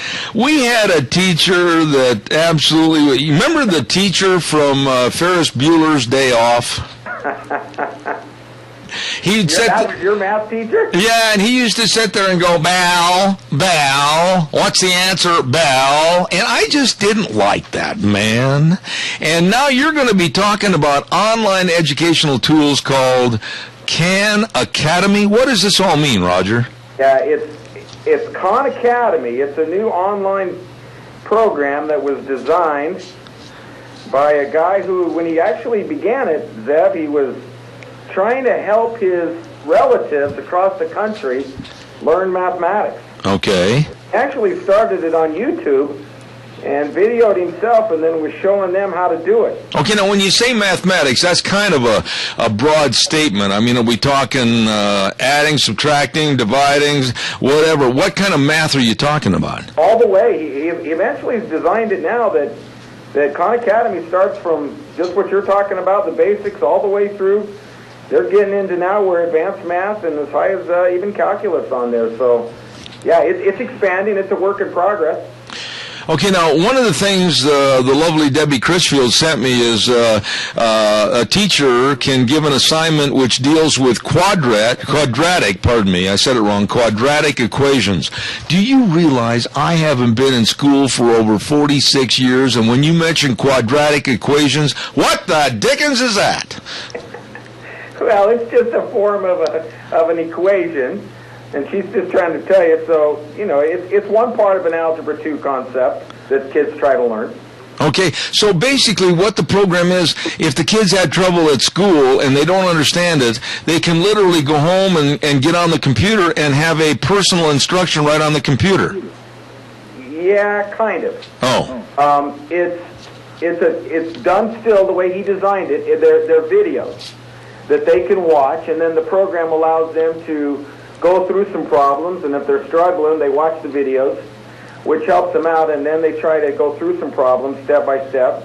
But it's designed to kind of where you can make them, they have to get so many, correct before they move on to the next concept. Okay. Zeb, the beauty of the program so far, and we've only been involved in it now for 3 or 4 months starting this summer, is it individualizes instruction for the individual student. That's the neat thing about it. So basically, and I hope I'm not making the wrong assumption here, but it's for a student like me that isn't cutting the cake in the classroom and doesn't understand it. They can kind of catch up and maybe astound everybody with their genius after they go through this program. Yeah, because see, one of the things you struggle with in mathematics as a teacher is all the kids are at different levels. Oh, yeah. Yeah, and all of them have maybe different gaps in different areas. The way we're trying to use it this year is fill in some of those gaps and try to bring the kids up to grade level to where they may have some areas that they're not as good at. Khan Academy hopefully tries to bring and level some of that out, and it puts them on their own level where they're at when they walk into the classroom. So what I've got is 26 kids all working on laptops online, and every one of them are at a different place at a different time. Mm-hmm. Now, what about students, though, in mathematics? I noticed that when I was in school, and they still used to circle the wagons at night when I was in high school, we did have quite a varied and assortment of different learning abilities and acceptance of mathematics. And the problem with our teacher that I had in high school is that one size fit all. I mean, he would take the top of the class and expect everybody to live up to their expectations. Math isn't that way, though, is it?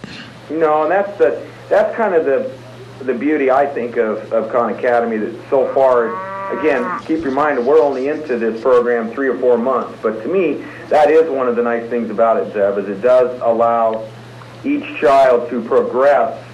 It takes them where they're at when they walk into my classroom and at least progresses them somehow, some way. Okay. Now, you got to remember, in high school, we're still responsible for credit in each course, so they still have to try to get up to grade level as soon as they can, but at least it does take them where they're at and hopefully moves them forward. And that's the beauty that I really am grasping so far about this program. Boy, I tell you, we've got a caller with a question. They want to find out about this. Go ahead, caller, quickly. Yeah, I was just wondering, is this a part of Common Core? That's a good question. Is it a part of Common Core education, Roger? No, it's not.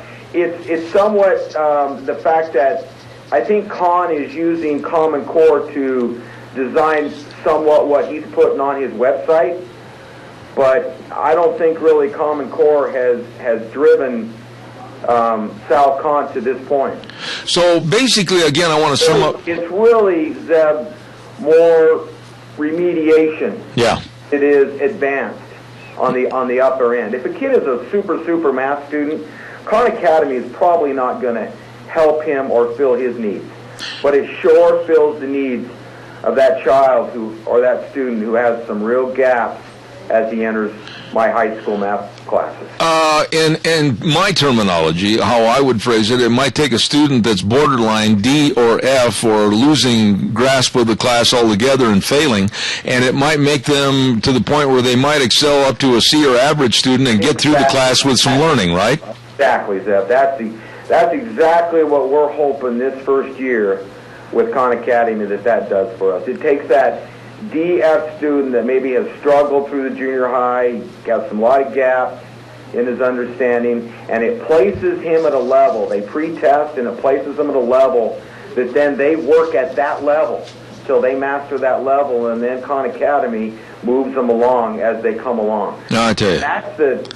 To me, that's the beauty of it. Before, if a kid got lost, he got lost, and there wasn't a whole lot we could do before that time. This really does help that child, I think, move along. We're using it about 30 minutes a day.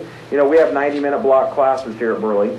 We're using it about 30 minutes a day, and, you know, we'll know the foundation, the Albertsons Foundation, who's supporting this endeavor, is working with NWE College, and they're going to test these kids along the way, and let's see if we are moving them. Okay. So we're kind of excited about it in a way, and see if it really does fill the need. And like I say, the Albertsons Foundation is the one that's putting the money behind this. Absolutely. Well, Roger, listen, I just hope and pray that if my past math teacher, Mr. Norval Lansing, is listening, or if he's still even alive back in Wisconsin, I learned something today, and you weren't the teacher. There you go. Roger, God bless you, and I hope that this program works for your students, and I'm going to say your name again, and I'm going to say it right. It's Roger Caracia. That's correct, Zeb. Thank you, and you know, it really is something neat for us, but I think also thank the Albertsons Foundation and the grant money. They've got behind this and put the dollars behind it. Absolutely. Roger, come back again on the program. You're the first math teacher I ever talked to in my life that was fun to visit with. Thanks, Zeb. Appreciate you, buddy. God bless you. Thanks. School Days in Cassia County, brought to you by A Child's World at 1308 Overland in Burley, and you can go to achildsworldinburley.com and do all your shopping online for all the Cherokee and Dickie scrubs and the shoes and all the accessories. And then also the store downtown, my goodness, they've got all the quality games, toys, books, arts, crafts, puzzles, everything. And don't forget they got all the infant wear. They've got everything for you and your family at A Child's World, 1308 Overland in Burley. And don't forget, too, the Ambulatory Surgery Center at 1344 Highland Avenue in Burley. For over 14 years, the Ambulatory Surgery Center of Burley has saved area families thousands and thousands of dollars, and the patients, have received outstanding medical care. Call the number 677-8888, 677-8888, Ambulatory Surgery Center, to give them outstanding care and save you money. 1344 Highland Avenue in Burley. And those two great places, the Child's World and the Ambulatory Surgery Center, presenting School Days in Cassia County. Woo, busy day. What are you doing over at the station, kid? Sitting on my duff. Oh, okay. Well, now that kind of summed it up, didn't it? I was just, updating the web pages and everything and your Facebook page. Okay, now, this is where the rubber meets the road, okay? Right, okay. One of these days, when you deem it necessary, would you please tell me how to get on my own Facebook page? You don't need to, you don't know how to get onto your own Facebook. Do you have to rephrase everything so that it makes me look like a total dolt? Yeah. Oh. I'll email you the information if I can remember it. Would you do that, please? It's so nice that you're doing all this for everyone, but yours truly, the guy that pays the bills, would like to know also. I think way back in the day, I had emailed you all of the logon information, so I'll have to dig out that. And I know exactly where that paper is. It was in that pile that tipped over behind me. Probably so. Yeah. Probably so. So let me dig through my emails and see if I can find all of that information, and then I will just email it to you. Okay, so you're going to be fixing cars this weekend. Paint booth. Where did you get this? This is really weird. I mean, I have no interest in greasy, oily engines or painting cars. I mean, like, if you can't saddle it or rope it, why bother with it? I'm not that kind of a person. I don't like all that mechanical stuff. I think it just, I've been around it all my life. My real dad has always worked in auto parts and auto body shops, and he, retired as a parts manager, and then just living out in the woods, and you have to know how to fix something if you're stuck up out on a logging road somewhere, so you just kind of have to learn these things. And I don't know, I just kind of have always liked it. You and Deanne, I mean, she can take apart a lawnmower and put it back together and not have any spare parts whatsoever. You know why? It's because we lay everything out, and it's like, okay, this part goes here, this part Nah, goes that's the here, easy way. I just take that puppy apart, and doggone it doesn't work, and there's 37 parts left over. Exactly. So, yeah, there's kind of a method to the madness when you're taking something apart that you've never done before, which I've done before, and sometimes it doesn't always work correctly, but then that's, the trial and error. I like getting greasy and dirty, and I like this stuff. Really? Mm-hmm. See, now, I don't have a certain word to my personality, and I'll bet you can guess what it is. I don't have patience. No. Really? God, that's... Is this the first time you've heard of that? No. I mean, I want it done yesterday. And a lot of people are like that, but, when you're building something, it takes time because you want to make sure that it's done right. Now, especially when you're buying a whole bunch of brand new parts, like my brother with this brand new engine that we bought, I mean, we just forked out $6,500, so everything better be running correctly, and so that's why I opted to buy the turnkey motor, because we really don't have to do anything. You just drop it in, make sure you've got the right parts for it to attach to the transmission. You attach it to the radiator, and there you go. You're ready to rock and roll. You really are like that show on TV. What's that one, Counting Cars, and the other one is Fast and Loud? Yes. Yeah. You're just like that. I love this kind of stuff. I absolutely love this kind of stuff. I've been around auto body shops for decades, and I think it's just, I like working on old cars. Why don't you approach Kim Lee and just say, hey, how about financing my new venture called Gina's Garage? And we could do a reality show. Yeah, there you go. I think I will talk to him about that. I know some people that are with certain networks and the History Channel, and we'll see if we can't get you a contract. Hey, there we go. I can imagine you getting down to the garage early in the morning, painting the barn, and the TV cameras are rolling and everything, just like Duck Dynasty. See, there you go. And we can do a prayer every morning. Yeah, there's the story right there. There is the story of success is the Robertson family. Absolutely. And they stuck to their values, and even though the network and the producers have come and said, well, can you please not do this, or can you please not do that, and they're like, no, this is a part of our show, this is a part of who we are, this is a part of our family, and this is the way it's always going to be, and if you guys don't like it, cut the show. Yeah, and we don't care. Deanne, for my birthday, got me the family history book of the Robertson dynasty, the Duck Dynasty. Oh, really? And I'm telling you, it was very, very interesting. It was written by Willie and his wife, Corey. Mm-hmm. And about all the family and how they stuck together through some very tough times, and personality problems and that type of thing. And it's a very interesting story. And now they're worth cajillions. And you see even their full-size posters everywhere. Yeah. And I just like... I honestly haven't watched the show except for some trailers, of course, because I don't have cable TV. But, I've read up on the show, and I know what the show is about, and I really enjoy the premise because it's honest. You know how they got the name Duck Commander? That was interesting because in the book they explained that, and it was Phil, the dad, was out hunting with another party, a man that was interested in investing in his business, and Phil blew the duck call, and the ducks turned around and came right back towards him on the lake so they could kaboom, kaboom, and the guy said, you know something, Phil, with your duck calls, you really command those ducks to do whatever you want them to do, and that's how Duck Commander came into being. Really? Yeah, true story. Did not know. Well, all you got to do is listen to this program. Well, because you are full of truthisms. And a lot of things. You've got a phone call. Okay, quickly, caller. I've only got 2 minutes. Zeb, I told you this morning about the federal employees owing back taxes. Yes. Well, I got my ducks wrong. I looked in the Huffington Post just a minute ago.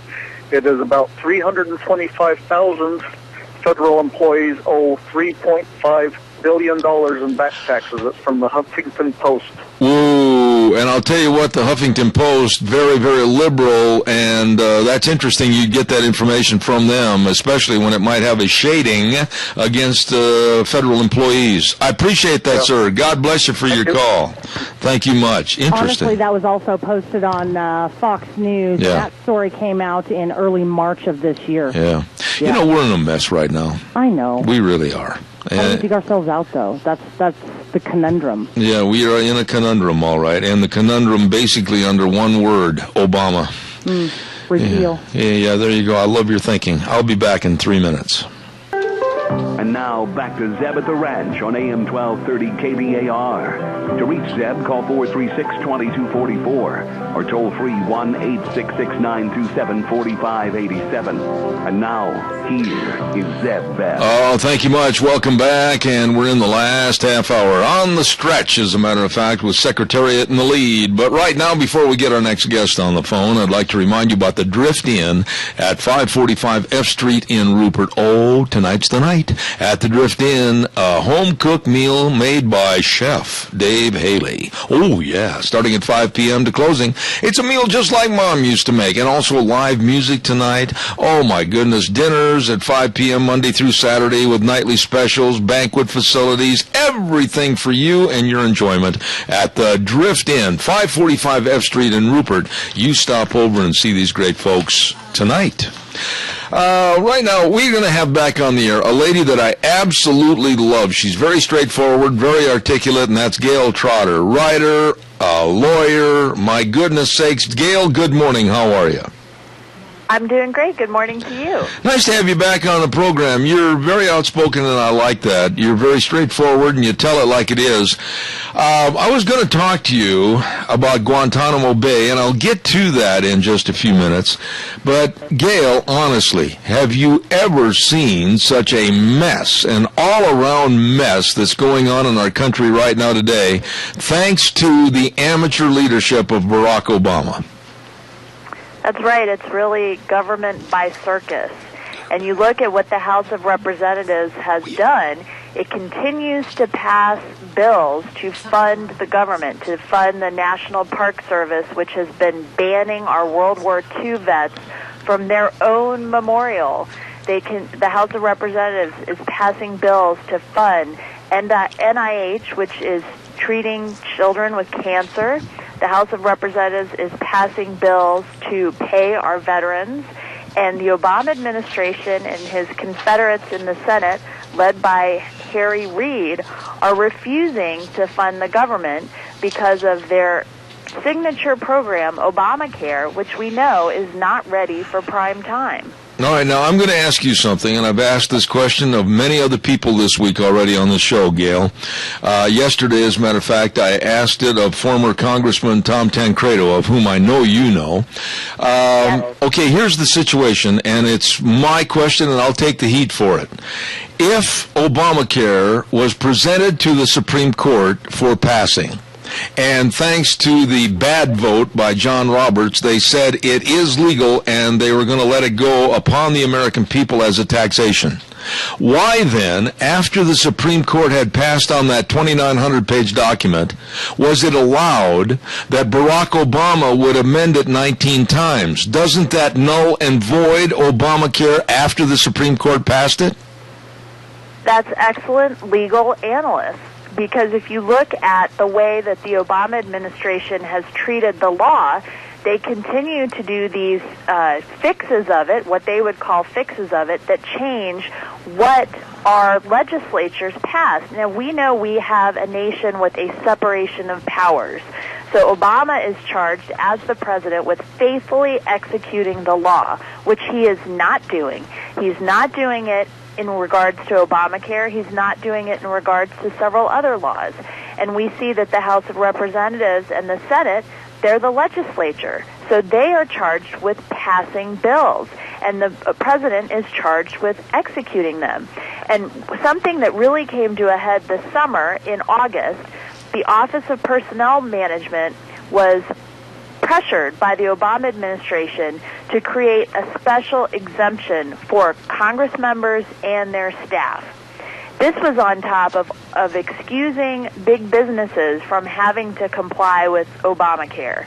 Now, just the rest of America would like to understand from this administration and the Senate Democratic leadership why average Americans, normal Americans, don't get the same kind of exemptions that big businesses have won from the Obama administration and congressional members and their staff have gotten from the Obama administration putting pressure on the Office of Personnel Management. These are really important questions. And when we look at what's going on in Washington right now, the Obama administration is trying desperately to turn the attention of the American people away from Obamacare, from its failures, from the fact that what we're talking about funding right now isn't even what the Congress passed. It has been changed so many times as to be unrecognizable. And it is completely appropriate and understandable how Republican leaders in the House and in the Senate want, on behalf of the American people, to say enough is enough. This law is not ready for prime time. You're treating people unfairly. We need to reassess this. If we can't defund it right now totally, let's at least delay it a year so that we can understand it and really look at how it's harming Americans, workers, businesses, small businesses. And these are all very important issues that the Obama administration would like to distract everyone from. Okay, I got another question for you, Miss Legal Eagle. Are you ready? Yes, I'm always ready. All right, that a girl. Now, if the IRS is under investigation for illicit deeds against certain people, and they're going in front of Congress and testimony is being given, and be that as it may, if they're under investigation for possible criminal intent, how then can they, if they're under investigation for criminal intent, be an accepted mode for implementing and overseeing Obamacare? They absolutely should not be. The IRS is supposed to be apolitical, or nonpartisan, apolitical organization, and we see that it's been used during the tenure of this administration to target organizations and individuals based on their political viewpoints. We had news last week about Ben Carson. Dr. Ben Carson, head of pediatric neurology at Johns Hopkins University, he spoke at the National Prayer Breakfast in January, February of this year, and made some comments about not being happy with the direction the country is going on, and laid them at President Obama's feet, and he became a target of an IRS investigation. Now, it is very frightening when you think about the power that our federal government exercises over individuals, and when you think of that power being used to target political enemies and to target people based on their political viewpoints, it is outrageous. And when you tie that in with the NSA scandal of the summer and the fact that the administration feels like it's completely appropriate to use the power of our national intelligence to gain information on American citizens who have nothing to do with terrorism or any type of global threats to our country, our infrastructure, our economy, and you tie that in with the IRS and the amount of personal, private information that the IRS has about our finances, and on top of that, layer on the type of private health information that now is going to be compiled in these federal electronic databases. When you put all of that together, you just think of the shrinking privacy that Americans continue to face and the knowledge that the federal government has been using it to target political enemies and to target people based on their viewpoints. It's quite frightening. Gail, what really keeps me out of Grand Canyon Park or Zion's Park or the World War II Memorial or any other park? If I am the subsidizer of those parks as a taxpayer and a United States citizen, what right do they have on behalf of Gestapo tactics to try to keep me, the payer for those projects, out of my public lands? They are our very important memorials to the sacrifices that we and our families have made in the cause of liberty and freedom, something that has gone back for generations, and we not only have sacrificed with our lives, with our families, but also, like you said, monetarily to create these memorials. I mean, you look at the World War II Memorial, almost all of the funding for the World War II Memorial came from private institutions. And you look at what the federal government through the National Park Service is doing, it's really playing games with these very important touchstones of our federal and national shared identity. And this kind of plays into the whole conservative ideology that when you give the government a lot of power, they have the power to take those things away from us. So we have given the federal government too much power. Mm-hmm. They are too powerful, they are too big, they are too unaccountable. And when they are able to use that power to advance their political agenda and to hurt people in order to get them to see things their way, then we know it has gone way, way too far. And I don't know if you're familiar with this, but we had the illegal immigration rally on the mall, where the National Park Service allowed the demonstration to go on, citing First Amendment concerns, and yet the brave veterans who fought overseas and were part of this amazing heroic effort on behalf of all of Europe, and indeed all of the world, protecting those First Amendment rights, they were trying to deny them access to the memorial that enshrined the sacrifices that we made, that they made, that we all made as a country.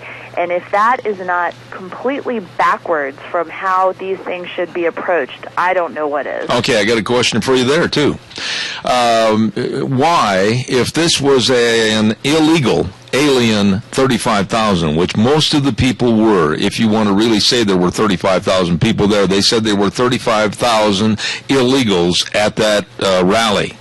And spokesperson for the March for Immigrant Dignity and Respect, a lady by the name of Shannon Maurer, said they're going to be allowed to go because it's a First Amendment activity. Well, if you're here illegally and you're not a citizen, the First Amendment does not apply to non-citizens. So why was that legal? Well, when you think about what their status is, they are lawbreakers. Yep. They are breaking the law. And there are different ways of handling this. There are different ways that take into account that we are a nation of immigrants, and we value the beauty and strength that immigrants have brought to our country. But there are laws for a reason, and it is more important that we are a nation of laws. That's what distinguishes us from these other countries that have dictators, that do not have a rich, robust history of constitutional law, freedom of religion, freedom of expression, freedom of public assembly, due process of law. That is what distinguishes us from a lot of nations in the world. And we've had such an impact on other countries, especially Eastern Europe, after we freed them from domination by the Soviet Union and communism. They looked to our Constitution when they were developing their own constitutions. So to use the First Amendment as an excuse to allow this type of public demonstration to go on really underlies the problems that we have when we look at these issues from a fair and impartial basis. Absolutely. Go ahead. No, I was just going to say, isn't it ridiculous, though, my dear, that when you think about a poor Border Patrol agent in Arizona or New Mexico or Texas standing out there risking his life, maybe trying to apprehend 10 or 12 or 15 illegal aliens and do his job, and at the same time, 35,000 illegal aliens are in broad daylight, in broad sight, and nobody arrests anybody. This is stupid.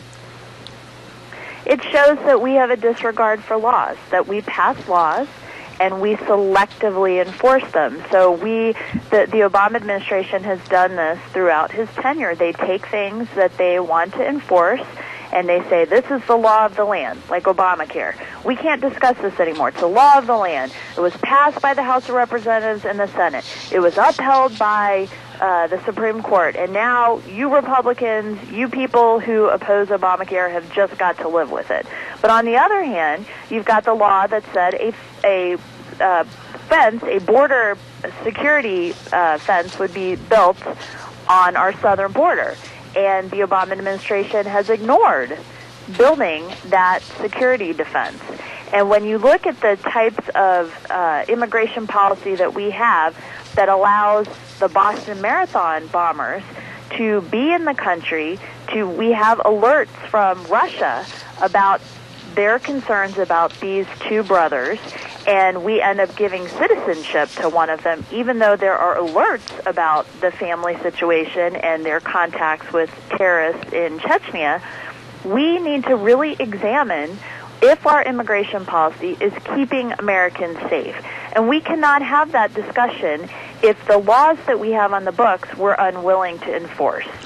Gail, are we so deep into this mess, this quagmire, with this Obama administration that we can never get out? I mean, I'm very afraid for the future up to 2016. I just see so many loopholes. I see so many different ruts in the road. What do you think? Can we get out of this mess? We can definitely get out of it. That's something that Americans are good at, that we have been good at. There are difficult situations, there are dark times, but we have the American spirit which can triumph over all of that. And even though the Obama administration would like it to be a one-party system in our country, it's not. And we see brave Americans like Senator Ted Cruz who aren't afraid to make the case to the American people, to continue to make the case to the American people, not just on Obamacare, but all these other issues that threaten our security, our safety, our economy. And as long as we have everyday Americans who are willing to step up and speak up to their neighbors, to their family members about these principles, I have faith that we will come through this dark time. And we just need to take a chapter out of President Reagan's book and understand that it is best when we're positive, when we see ourselves as the city on the hill, and we know that we have this great responsibility and the whole world is looking at us, and we have an obligation to our families, to our communities, and to the world to pull it all together. One final thought, and I apologize for not getting into Gitmo today. I'm going to have you back quickly and talk about that at another time in the very near future. But what are your thoughts about what the trucking industry is trying to do to revolt against Obama? At least they're doing something with their ridefortheconstitution.com this weekend. Quickly, what are your thoughts? Yeah, that's pretty surprising. I'm interested to see how it will work out. I'm not involved in that at all, but I've obviously been keeping a close eye on it. And as a resident of Washington, D.C., it will be very interesting to see how that shakes out. And I know that D.C., Northern Virginia, Maryland, they have a lot of federal workers, so they are really touched by what is going on by all this. And to bring this conversation to D.C., to the Beltway. And the Beltway is it's not just a road, but it's a symbol of what's inside the Beltway is one conversation and what's outside the Beltway is another conversation, to bring it to where the people are having our representatives are having these discussions. I think it's a really strong statement that everybody is in this, and we all need to contribute to the conversation. Absolutely. Gail, you are the best. I really enjoy having you on the program. Gail Trotter, lawyer, writer, outstanding speaker.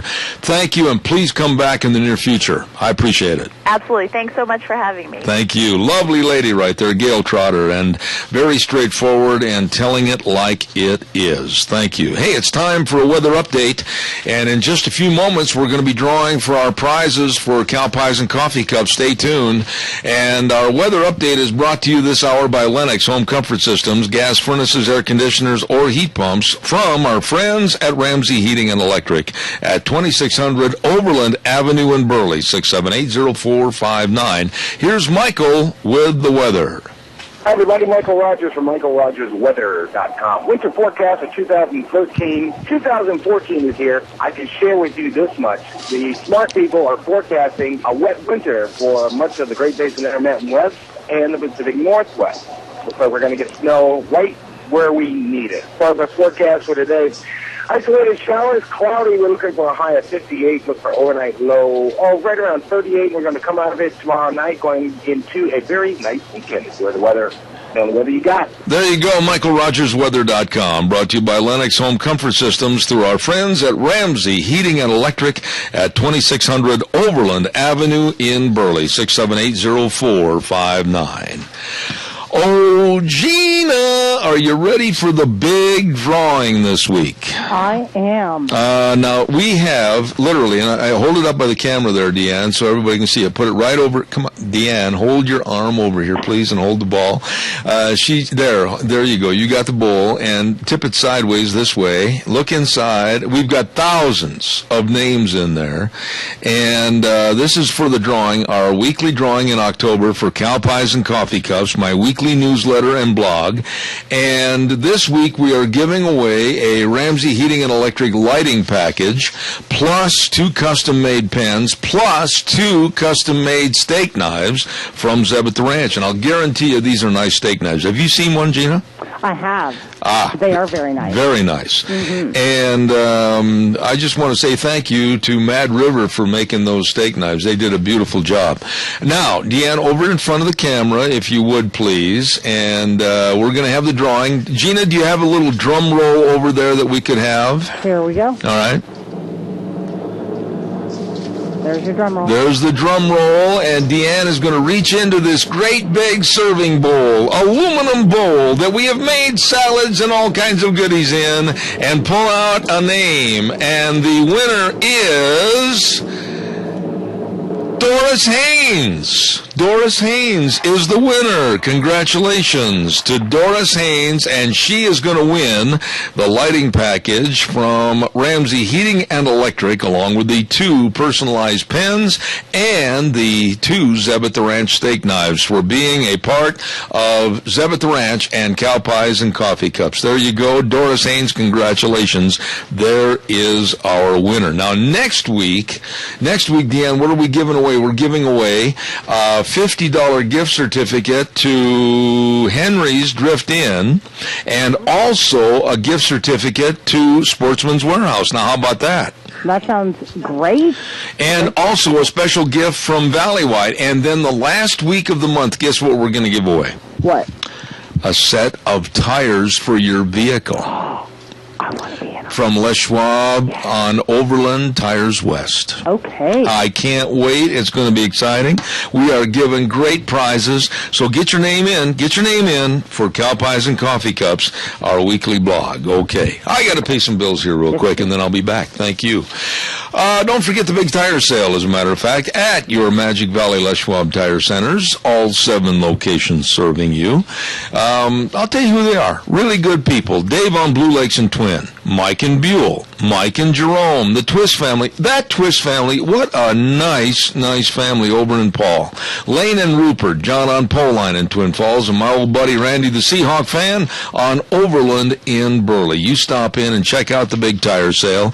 They've got all the tires, all the different tread designs on sale right now. Can't miss it. They've got a lot of the custom wheels on sale, and they've got the best in brake service, absolutely the best in brake service. Shocks and struts, front end alignments, batteries. Got to have a good battery for this winter. You better believe it. All at your Magic Valley Les Schwab Tire Centers. You stop in and see them today. The best, your Magic Valley Les Schwab Tire Centers.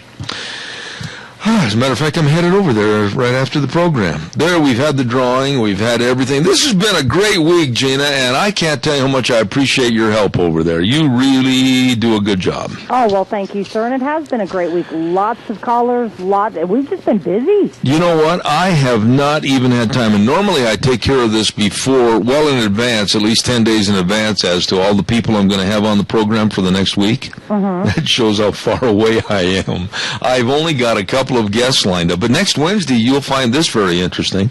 Next Wednesday on the 16th we're going to have, I found out they kind of snookered me a little bit. Instead of one-on-one, the Times News is bringing out 3 people to arbitrate with me only on my program next Wednesday. So I'm going to have to put on my armor. I'm going to have to go sharpen my sword and be ready to take on 3 from the Times News right here in my studio. Who are they sending over, do you know? I do, but I'm not going to mention their names on the air at this juncture. I know one is Travis Quast, and I think the rest of them probably are of the hierarchy, and they're going to come into the studio and try to convert me into being a lover and follower of their word. That's okay. I'll be here for you. I know. Thank you very much. 40 miles away. There's comfort there. Hey, you know what? I have a strong reach from 40 miles away. Okay, quickly, we forgot. Yeah. Who's U of I playing this weekend? I have no idea. I haven't even looked. Oh, well, come on, Vandal fan. I know I am lame, but I have not even looked after the Fresno loss. I was like, I love my Vandals, but I just I can't bear to watch. All right, Boise State plays Utah State, 5:30 in Logan. That's Saturday. Game. And you don't want to know my prediction. Oh, gee, Boise's going to win, right? I don't know if they are. It's going to be close. I'll go ahead and say Boise by maybe a field goal if their kicker gets his head out of his cleats. But I'm not so sure. I'm sitting here trying to look at here's the schedule. Yeah. And to see who we're actually taking on, because I know Fresno was it was awful. Yeah, who are they playing? Did you find it? Let's see here. That's good, Brady. Playing Arkansas State.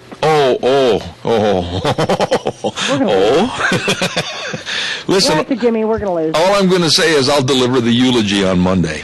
Yes, please do. Thank you. And, of course, that game will actually be televised on ESPN3. And, Larry Hudig gets so mad when I criticize the Vandals. He's probably going to give me another ear of corn. Well, you know what? The Vandals do deserve to be criticized. I mean, come on. We've really stunk it up over the past couple of years, although I'm still hopeful. But, again, we do have a new coach. That a girl. Dream on. Dream on. I can dream. There you go. God bless you. Have a good day. The way things were, the way things ought to be. See you Monday at 8:06. Zeb at the Ranch. Have a good one.